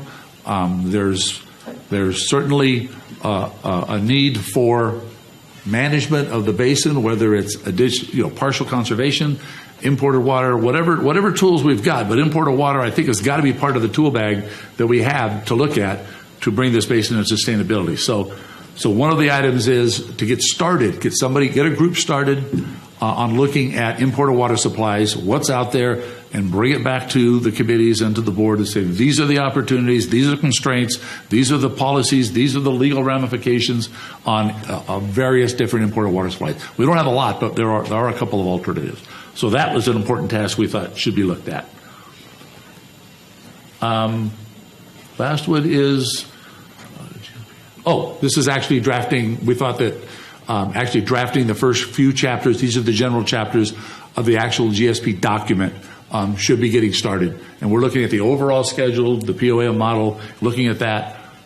We need to get started on drafting actual chapters and preparing a document, sooner than later. We've got it in the first 6 months without a budget, but we've identified it as one of the priority tasks. Is that it, Jeff? Other ongoing studies and reviews. As you all know, we've talked about the brackish study. We've talked the USGS study. We've talked about the geophysical studies. There's a lot of studies that are going on right now. We don't have a specific budget to get involved in those studies or to review those or provide comment, or to really interact with those studies. But we recognize that it's part of the discussion every time we get together. These other studies are part of the discussion, so we've identified it as major tasks that should be discussed during these first 6 months. And I think that's it, 9 of them. Yeah. Oh, and we got the table. So what you see on the left are the 1 through 9 tasks that we just walked through. The first column there is what we were working on, what we've done in August, and then we've just sort of scheduled our work and cost for the first 5 of those items through the first 6 months or through January. You'll notice that after 5, there is no budget for the items below that. So the idea of this was to work with Alan on what we're calling a bridge budget to make sure that everybody knows what we're working on and what the cost could be or might be, depending on how much we get accomplished on at least the work tasks that we've identified with budgets. And with that, we'd be happy to answer the questions. Thank you, sir. Before we go to questions, Ms. Christensen. Yeah, real quickly, Steve did a great job. This is a bridge budget. You're probably the natural question is that the board or the public may be asking is how do we have enough money to pay for all this? And so look at those. I'd ask you to pay attention to the last 4. We're looking at rows now. The last 4 items that Steve mentioned, we don't have a budget. We haven't identified funds for them because we don't have a budget for them yet. I am extremely confident that we will get funds from the Prop 1 application. In fact, we heard yesterday that a lot of the categories or the dedicated categories have now been changed by DWR, and they have much more. They may be pulling from that tier 2 and pulling into tier 1 because they're seeing that there's shortages, and so we are much more likely. We will get some funding. We can get up to $1.5 million. When I talk with DWR, they just don't even address my concerns. They say, well, you're going to get something. That's what they say, and I'm pretty confident we will. But so how do we pay for this? So just some simple math, and I thought we'd just stick with this. The first, now I'm going to go through columns. The first column you see there is at the bottom line. There's some costs there, and they all add to $20,380.76. Those are actuals to date as of through the end of August. The columns going forward, September, October, November, December, January, those are all estimates. Like Steve said, that's a not to exceed. We're going to stay. That's going to be our not to exceed budget for those months. They may carry over from month to month, but if you go back to the bottom, down to the bottom corner, $194,605 is the maximum not to exceed for the next 6 months. We expect that they will come in less than that, but that's our control number. In the bank, we have $60,000 from contributions that you have made. We have not drawn on that. We have $160,000 of grant funds from the current grant that we have not officially drawn on. So that's $220,000. I have confirmed with DWR that we can charge to the current grant. It's the Stressed Counties grant. Time that Stetson has put in thus far. So I am confident that we will have enough cash flow to get us through this first 6 months. In addition, what you saw in Jeff's presentation, let's say, for example, and I apologize if the numbers are going to elude you, but let's say that in September, the bottom line number there is $38,700. Let's say that entire amount we could get reimbursed on the current grant that we already have. But that's all we could do right now. And let's go forward to January, and we get awarded a grant. Well, we would be under the assumption that grant application would include the ability to go back and pick up Stetson's cost for October, November, December, January, or if not all, a large portion of those. So we're doing this. Unfortunately, the grants are reimbursable going back in time, but we have every confidence that much of that cost could be covered or will be covered by the grant that we're applying for. Now, it's just a grant. You can't guarantee it. That's always the possibility, but I feel very comfortable given the grant funds we have, the cash in the bank we have now, that we are good for 6 months, and I hope that makes some sense. Be happy to entertain any questions. Thank you. So you have some confidence in that budget. Thank you. Any other comments, Mr. Page? Yeah, I just was hoping I get some. I think I heard what Ellen said, but I want to make sure I heard it right. In terms of cash flow, you said that you've confirmed with DWR that the Stress Counties grant that Kern County received, you can use some of that money that wasn't already allocated to the USGS study towards Stetson's time. Then you went on to say that if we are to get awarded this 1.5 up to 1.5 million for the GSP, you could also put in Stetson's time. So which pot would you draw Stetson's time from? I would, through the chair, my approach would be to max out the money in the current grant we have now, because we don't want to leave money on the table. And the more that we max out that grant, the more we have for future projects to do all the things that need to be done. So we want to maximize the use of the funds, basically. We have $250 dedicated, $250,000 dedicated to this basin. Yeah. I'd like to use every darn penny of that for this basin, and then going forward, if we don't have to charge much to this of Stetson's time during the 6-month bridge to the future grant, that'd be great.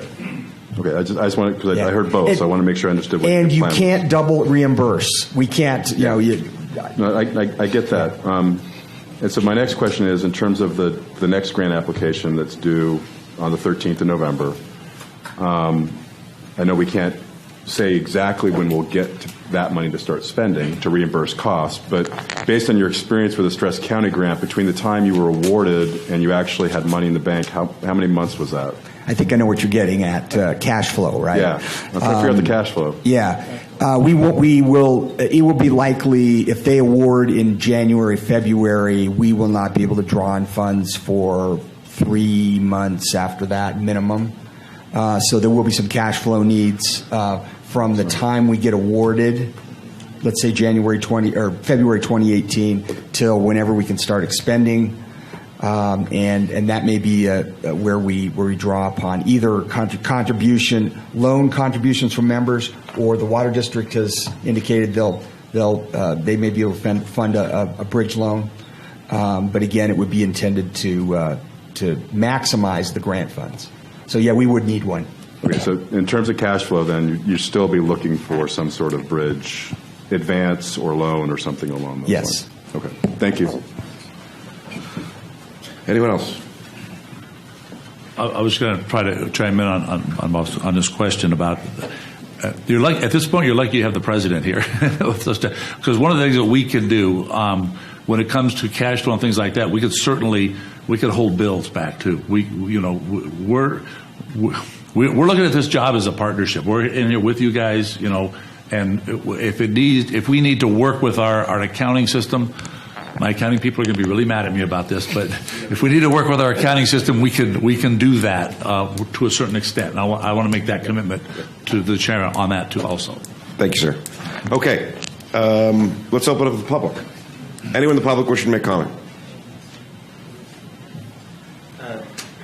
Joshua Nugent on behalf of Mojave Pistachios and Nugent Ranches. I just wanted to first of all say thank you to the Water Resource Manager and the board.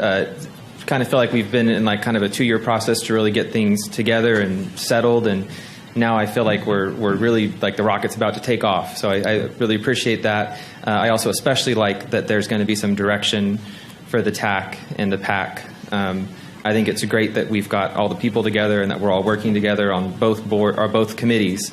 Now we're going to be able to have a laser focus and really get stuff done. So I appreciate that.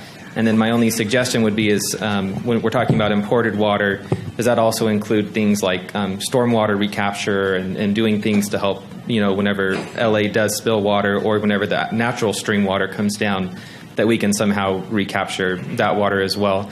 But again, just excited that we're actually getting to the point where, we now have some direction and can really get started. So just wanted to say thanks, and we're looking forward to being part of it. Thank you, Mr. Nugent. Thank you. As a comment, the county has already taken some effort to develop some opportunities of collecting water when LADWP releases from their aqueducts. We've already created some type of capture system. Rudimentary, not sophisticated at all. It needs to be improved, and that has enabled us to build a better relationship with LADWP, which I think is going to be critical for our success up here also. Thank you very much. Next. Oh, yes. Mike Neal, I want to make a comment and then maybe request for clarification or further insight. Not too long ago, when the Water Resources Manager was selected, the number of $250,000 was thrown out as, and maybe I'm wrong on this, but what I caught, and I believe you and I had an actual conversation across the table, Mr. Gleason, this is for the 2 years of getting it to the GSP, and now we see the first 6 months, it's $194,000. And, you know, also the other number was thrown out that, you know, the other potential Water Resources Manager firm would be $1 million. And it looks like from this and all the other work we got 4 rows. They're not even filled in. There's potential work to be done here that could get charged to that they're just not doing it. You know, if that was in there, I don't know what the number would be. So I guess I'd like some clarification on, you know, why we were actually told, you know, this whole thing, 2 years worth of effort, would be an amount that's not a whole lot more than what this first 6 months of effort is, and how we, in the world, we ever hope to keep it to that number, or we basically can just expect it to climb up to be $1 million over 2 years anyway. And, you know, kind of disconcerting to see that, you know, the cost of government is always thrown out to be something else, and when you get around to doing the government, it comes up something else. So, you know, one reason I say this is because I try to inform the general public, people who don't come to these meetings. I write letters to the editor. I've already warned people that their cost of their water is going to go way up on them in the future. And, you know, the more accurate data I can put out to back that up with, then, you know, the more I don't have to write further clarification letters, and other people don't get confused out in the public about, well, it's always changing, it's always changing. Well, there's only so much you can do to get around that, but here we are with people that are providing numbers, and so I'd like to get as much clarification and real fact, accurate fact as I can. Thank you, Mr. Neal. Mr. Johnson, would you like to comment? Sure. I'll see if I can help.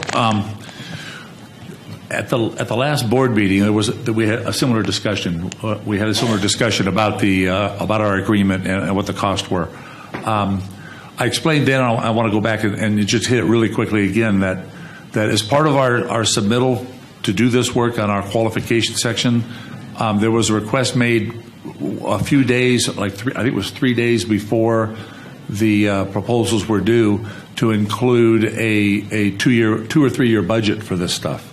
At that time, we really didn't have much information other than what is generally required to develop a GSP. What are the basic requirements for a GSP? So we looked at the GSP, we put together what we needed to develop and build a GSP document. So we put together a very, very general budget. We at that time, we had virtually no knowledge of what was going on in this basin and what needed to be done in this basin to actually get from point A to point B on a Sigma GSP on a whole plan. So we're just now understanding that. When we put that budget together, and I think it was a point made at the last meeting that the reason why even our contract didn't include that as an attachment was because it really wasn't really relevant to what we're directly relevant to what we're going to be doing going forward. That we're going to be identifying what needs to be done, bringing it to the board, to the TAC, the PAC, identify what needs to be done, identify what we believe to be a reasonable budget to get that accomplished, and then doing it by a task order and make sure we get everything done. So that's where we're at right now. I will tell you also that we're trying to listen to what needs to be done, and there is a discussion also going on right now about Prop 218 assessment process.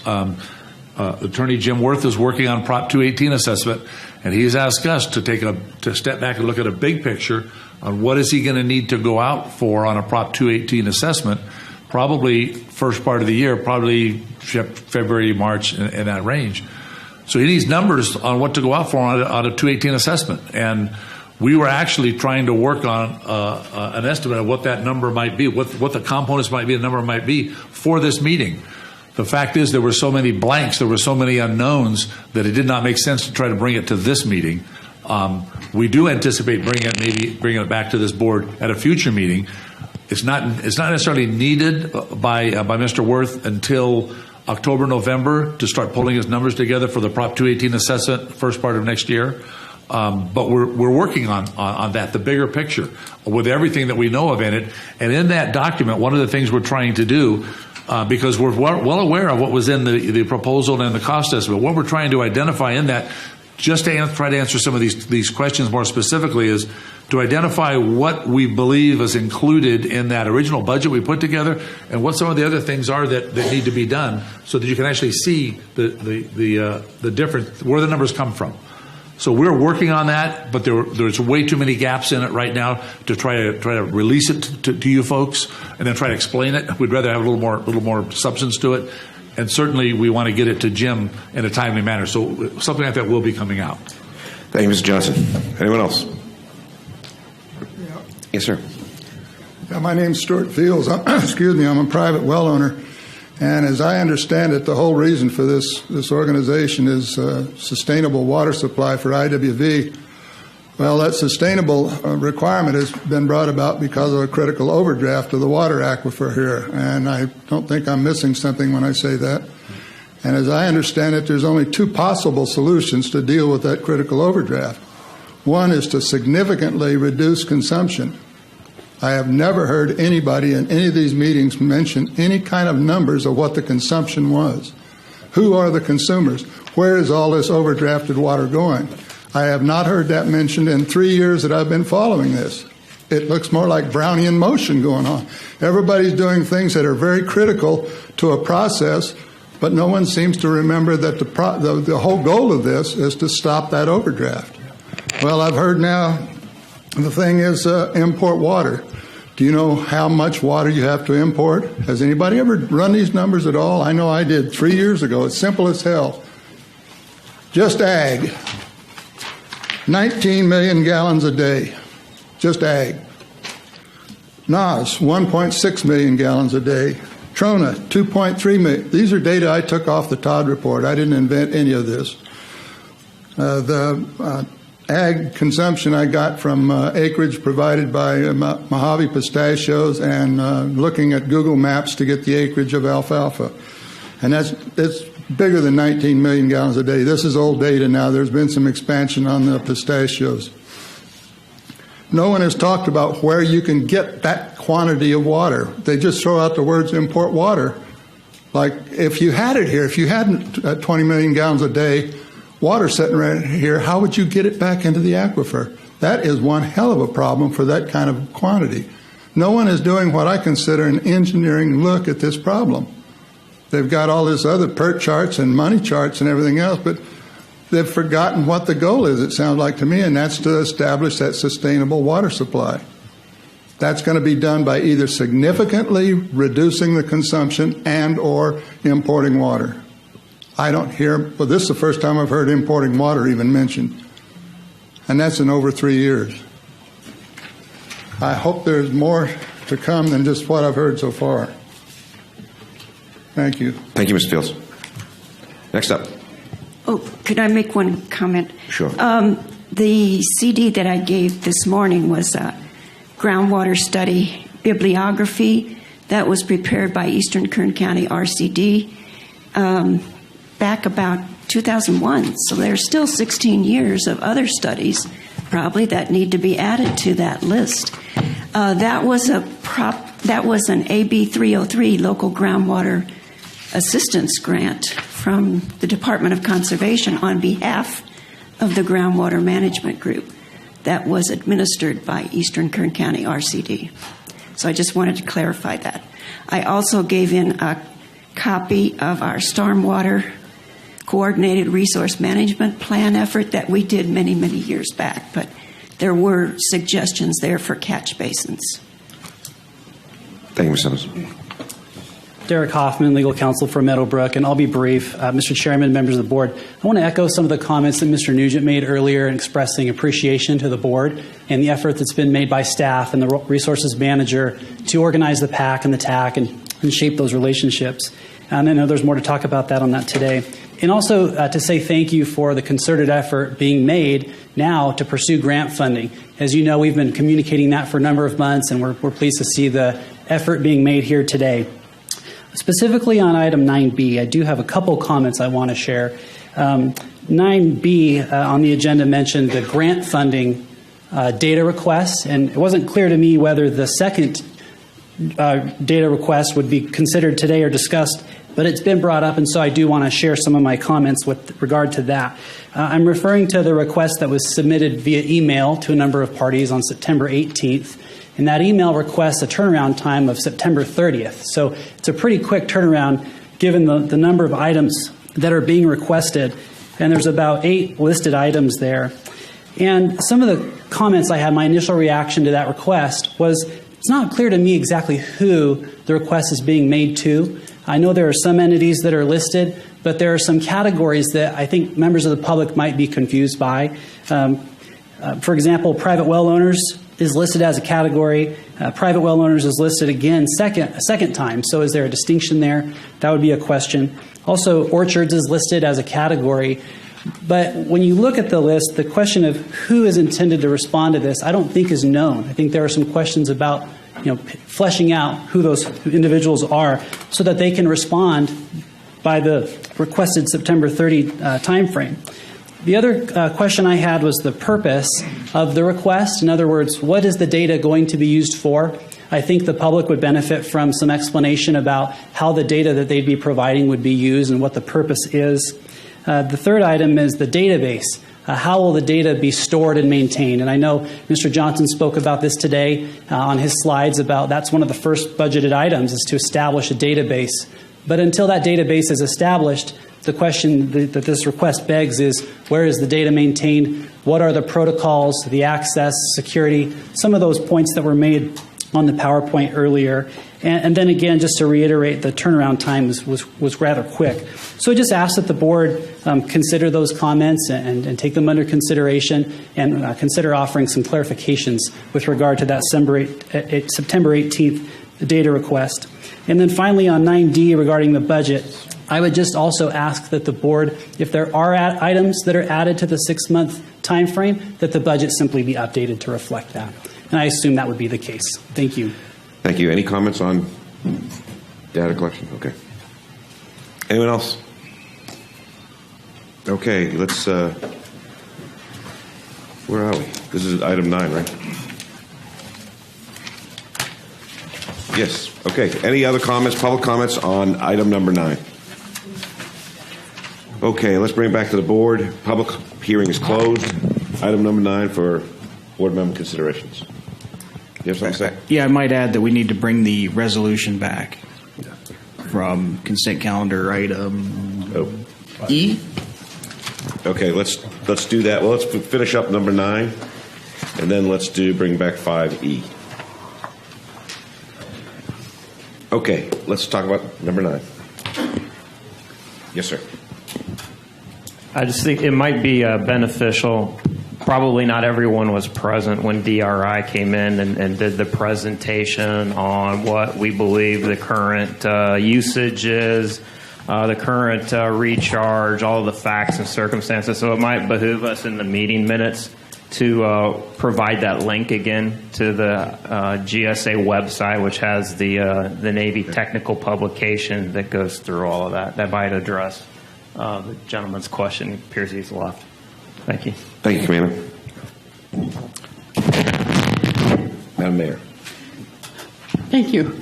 I guess my concern is, where do we go with this? Because all of this information, whether we're talking budgetary items and all the reports you gave us, whether it's budget, whether it's process, whether it's what we're seeking, where do you see us going? Because to determine how we get there, we got to know where we're going. Clearly, sustainability is where we're going.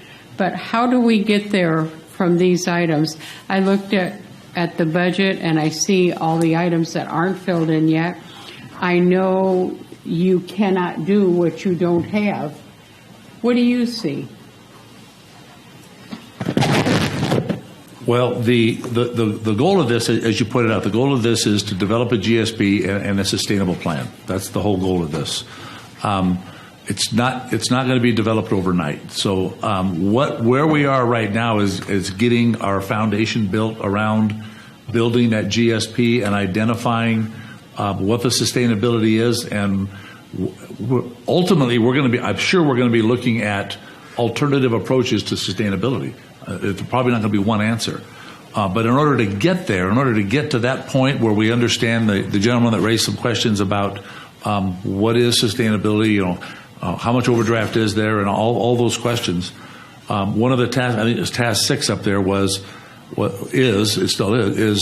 third-party review of what is the safe yield. It's a third-party review, because what we have heard is that there's a lot of different interpretations of what safe yield is, what the pumping is, what the overdraft is, and what we have to start someplace. And our goal right now is to get everybody on the same page about what we understand the current situation to be. Once we understand what the current situation, and that's what the PAC and the TAC are there to help us do, is to get everybody to understand and agree that we're on the same page. We'll understand what the situation is in this basin, and we may not get 100% agreement, but we all generally agree that what we've produced and what we've presented makes sense. Now we need to start working on how we're going to make it sustainable. And there's going to be alternative approaches. Generally correct. There's not a lot of alternatives, but we still have to put those ideas out there, put those alternatives out there, and bring people together and get their input on it to come up with a plan that works for sustainability. That's how we're going to get there. Given that, how do we, I'm going to use the word explain because I can't think of a better term. How do we explain to our public that it is in our own best self-interest to recognize that without growth in this community, without economic development in this community, the only alternative is we can't stay here forever, and we either die or we grow. As mayor of the city, and I'm sure the Chamber of Commerce and any one of those entities that is concerned about where we go, I want to understand that this whole thing is, in my mind, I would like to be able to explain to them that the idea is we have a community, we cannot stay stagnant, and if we want the base to continue to grow and stay here and be part of our community, we have to show not only just efforts, but the results. What's the time frame? That's a big question for time frame. The time frame to get sustainability, or time frame to understand what? Understand and begin to develop sustainability. I would think our time frame would be this GSP. I would say within the next. Do we have to wait to 2020? Probably not. We should have our after we've evaluated the third party review of safe yield sustainability, we'll have a pretty good idea of what is currently going on, and a certain idea of projections of what we need going forward, and start developing some of the solutions. So we will know that as soon as we get some of this information out to. We have to develop the information, get it to the PAC and the TAC, and then bring it back. By 2020, we should have the plan completed, approved, and submitted. So we should know a lot more of that, a lot more information before we get to the end of the plan. It's going to be we're going to be learning about this as we go, for sure. Okay, thank you. Mm-hmm. Commander. Can you hear me? Okay. Hey, one of the other things I neglected to mention with the POAM, and I apologize, you'll hear me talk about the POAM a lot up here. What we have up here is the costs, and so I think the step we didn't take, our plan of action and milestones from the MS project, was actually developing it into a cost-loaded project management plan. And so what I would recommend we do, to help answer the question on what is this GSP going to cost us, is as we take that plan of action and milestones, which is built in time, Each of those milestones not only is going to have a status with it and an owner and action item, whether it's the PAC or the TAC, but there's an estimated cost associated with completing that task. And based on the duration of how long the task is, you can estimate how much that task is going to cost you per month.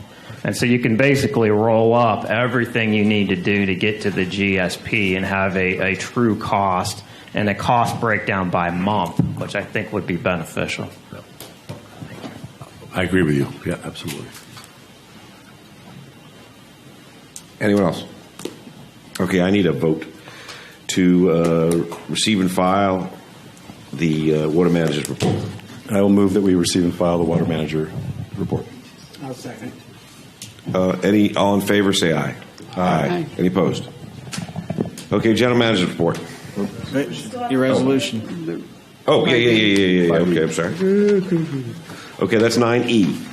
Approve Resolution 09-17 applying for Proposition 1 grant application for a maximum dollar amounts available to the Groundwater Sustainability Plan and for other sustainability projects.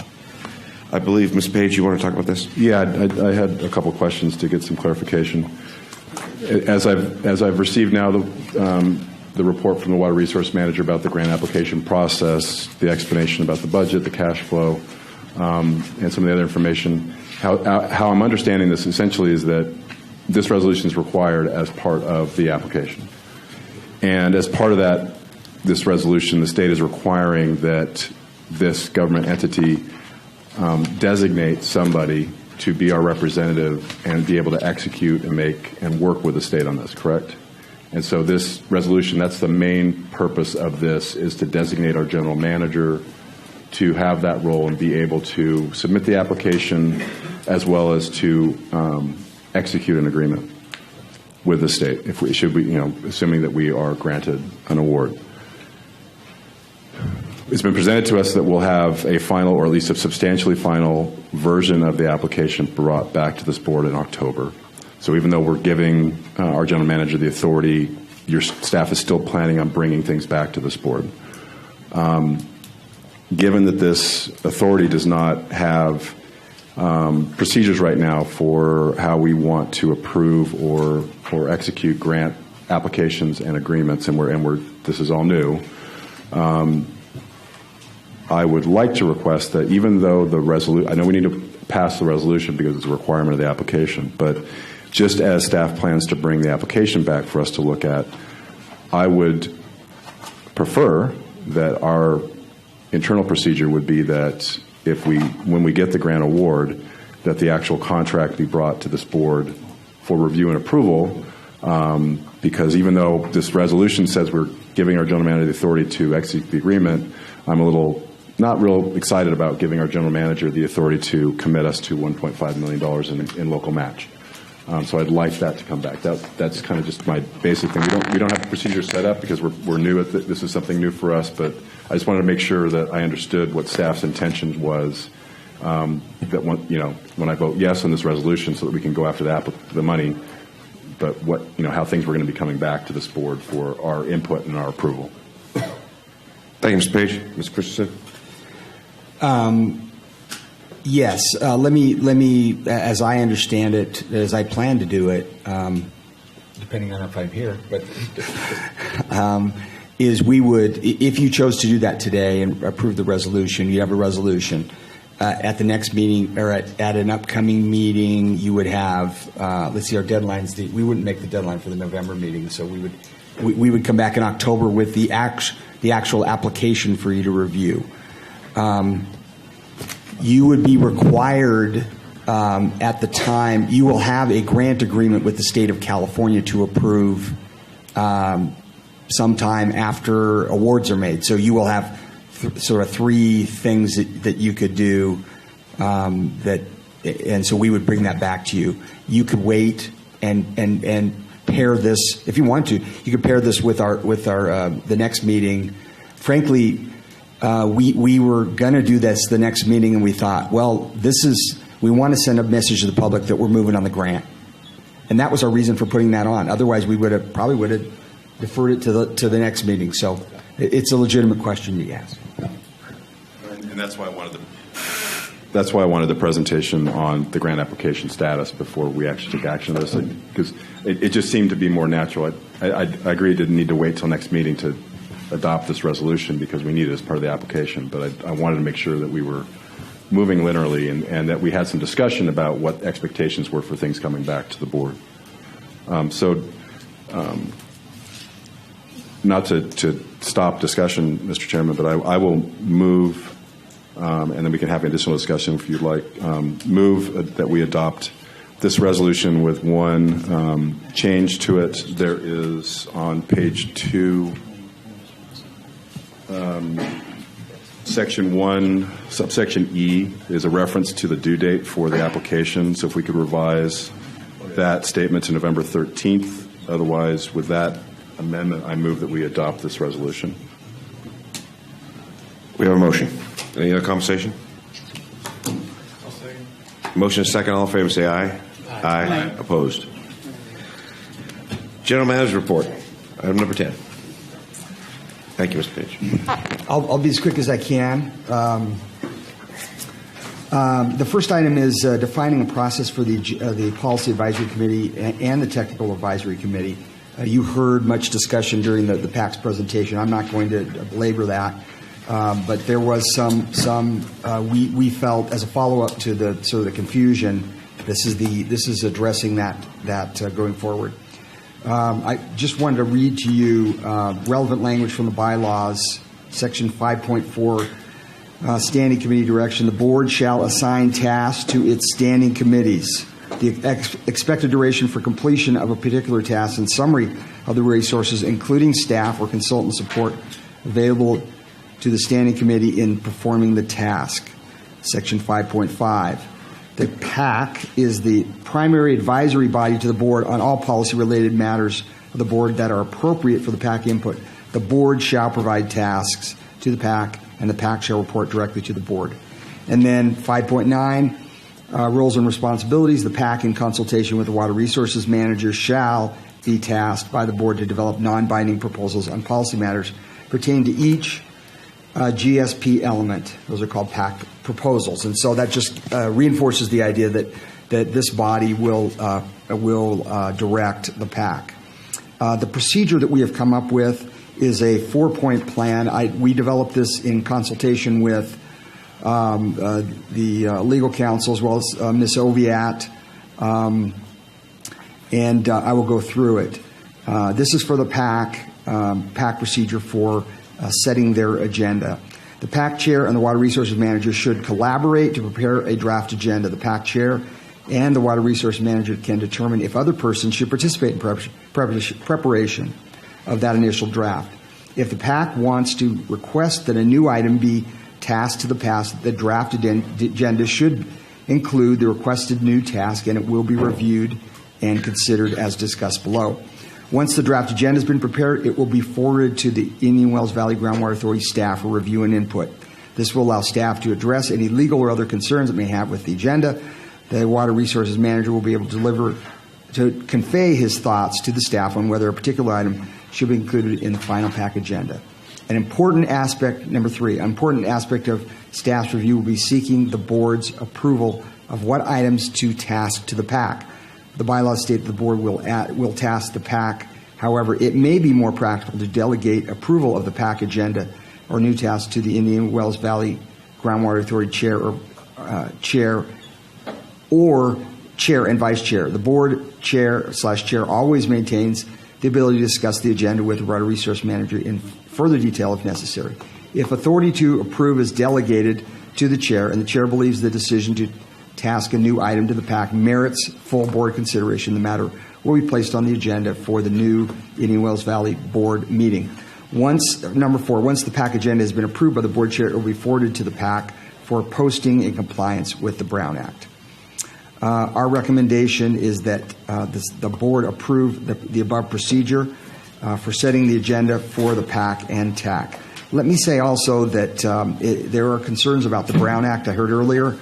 It is not a violation of the Brown Act to not discuss an item or to pass over an item because you, for whatever reason, it is a violation of the Brown Act to add an item inappropriately that wasn't noticed. So you can take away from a noticed, you can choose not to move on an action, but you can't add to an agenda. I'm sure that the attorney will tell us a little bit more about that. But I just want to make sure you understand that that is not a Brown Act violation to decide not to discuss an item. It happens quite often because for a number of reasons, because an applicant has wants an item pulled.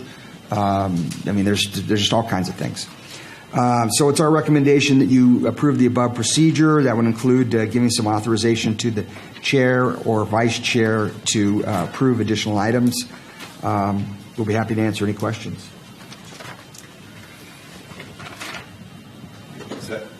Does that complete your general manager report? Nope. You have an opportunity to move on that. The Form 700, I think we handled that.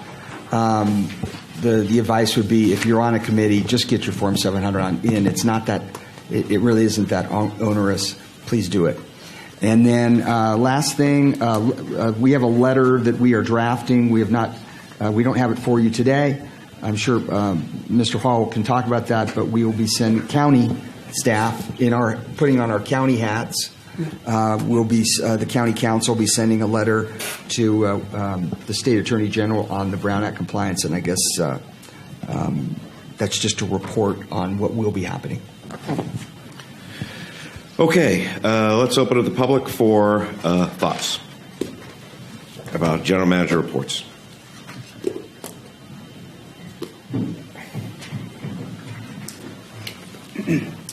Good afternoon, and it is afternoon, so I will be brief. Mr. Chairman and members of the board, appreciate the effort being made here as well to kind of define the process for setting the agendas. And it's not clear to me from Mr. General Manager's report today whether he's recommending changes to the TAC agenda procedure as well. But if he is recommending that a process be fleshed out there, then I would request that a provision be added to provide that the water resource manager would collaborate with the TAC chair or the vice chair as needed in preparing the draft agenda, which would be consistent with the proposed procedure for the PAC agenda setting as well. And once the letter regarding item 10C, once that letter is prepared regarding the Brown Act question, we would ask that it be made available to the public. Thank you.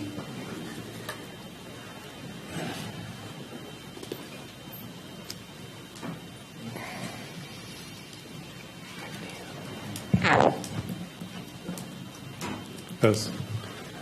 Mike Neal, regarding the discussion of the process for setting agenda for PAC, I think this procedure that's laid out, I think to me it's clearly based on a assumption that the PAC is acting kind of like a contractor, in my experience at least, for the base, and you put him under contract, and then you lay out tasks for him to accomplish, and boom, boom, boom, 1 through 10, and you go and you do those, and they go do those, and that's all they do.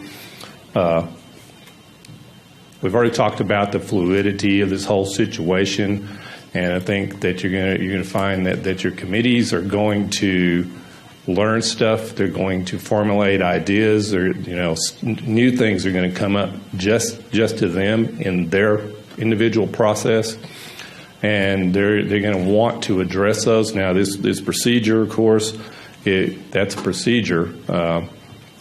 All procedures like this, where you have to go, formulate an idea, go back for approval, sit and wait on that. That draws it out. That makes it take more time. I suggest that your interpretation of tasks may be a little bit too confining. The task does not have to be a very highly specific thing that you say, here, you go do this. The task can also be more generalized and, a little more loosely worded, so that it gives the committee a little latitude on, where they go and how they go about it. So obviously some of these things you're going to want this very specific tasking items, but I would suggest that you put some task items in there that are more general and loosely worded so that they've got some latitude on what they put on, what they suggest they put on their agenda, and they don't feel put in this tight dog collar that, they've got to worry about how they approach the board and staff about what they want to add to their agendas, and it lets them feel freer and a little more empowered to go ahead and take on some things that just jumped out of their own brains, and that they can see in the process of considering stuff that you put on them to do specifically, that then they need to go off and pursue these other things. On the other item, which is the letter to the Attorney General, just like to emphasize that when you get your response back, whenever that happens to be, I'm told it's going to be a while, that's just an opinion. It's not a binding direction, and there's going to need to be discussion here amongst the public and the lawyers, under your employ, as to whether they even want to go that way or not, whether they even want to do that. So, it's not something that I hope that this board is looking at to say, oh, here, Attorney General, tell us how to do it, because that's not going to be received very well, I don't think. Thank you, sir. Anyone else? Okay, public presentation is closed. Bring it back to the board for comment and consideration on items number 10. One comment on the PAC tasks. I always envisioned that one of the tasks that the PAC would have would be receiving information from the public and relaying that. And I don't think we should. You probably have to constrain their agendas, but not necessarily their ability to take public input and then pass that on to us. And then that could come back in the form of, follow up on that or work on that. But I think that's one of the beauties of having that kind of an organization, is that it might be a setting where really issues can get brought forward that need to be considered by us or them. Thank you, sir. Other comments? Ms. Christensen. I was going to say that's a great suggestion, and I suspect that will happen with the reports that come from the chairs of the PAC and the TAC, that they will pass those along. Our intent was was more to formalize, because there was confusion about tasks per se, but communication of any kind, absolutely, free flow. Thanks, sir. So there's a couple things. You want to vote. You're asking for a vote on the process for setting the agenda. Yeah. You commented on Form 700, and we sent the letter to the Attorney General, and we're going to hear back in about a year. As far as item number A, I like the idea, and I think I would vote in favor of that right now. But after this morning, my conversation with Ms. Thomas and the Water Resource Manager, I would like to get a little more thought from Ms. Thomas on exactly how this goes, and I would like to continue this particular item to bring it back for a more comprehensive review, so that we have a better vote on it, specifically targeting that particular target. And I think we cleared a lot of things up this morning when we were talking, so I'm happy that we're making improvements in process. And then whether we need to make this step or not, I very much depend on your opinion, Ms. Thomas, and I want to give you some time to develop that myself. That's what I think. Anyone else? As far as Form 700, we said we kicked that dead dog enough, and we get everything else. So if anyone, I need a vote, I guess, on item 10A. My recommendation, I can't make a vote, I can't make a motion, but I can recommend that what I thought is we continue that item for the next meeting. I move that we continue the staff's recommendation regarding the procedure for assigning tasks to the PAC and TAC until our next regular meeting in October, to give additional time for the PAC and TAC chairs and staff to discuss ideas. Brilliantly spoken. Do I have a second? Second. All in favor say aye. Aye. They opposed? Okay, it passes. Up to item number 11, closing comments. Anyone from the board, closing comments? One thing I have, and the only thing I have real quick, is for Mr. Johnson to clearly understand that the bedrock principles of this organization has always been, the way I see them is twofold, is fair representation and public participation. And that requires transparency in all that we do and decisions that we make, and we're trying to provide that as best we can. So keep those tenets in mind, and you'll do fine. Thank you. There's no closed session. Time of the next meeting is October 19th, 2017. We have Dave Janis in the room. I saw him back there, a retired SESer from the base, who's now taking leadership of the Childlike Alliance. Dave, thank you very much. Look forward to working with you in the future. Yes, Just Ms. a question about the USGS recharge study presentation. Yes, I'm sorry, I got this note. That is going to be, the USGS presentation will not happen today. We will reschedule for the next meeting. If you want me to, I can repeat that, or you can. That was from Ms. Christensen. We'll have that next meeting.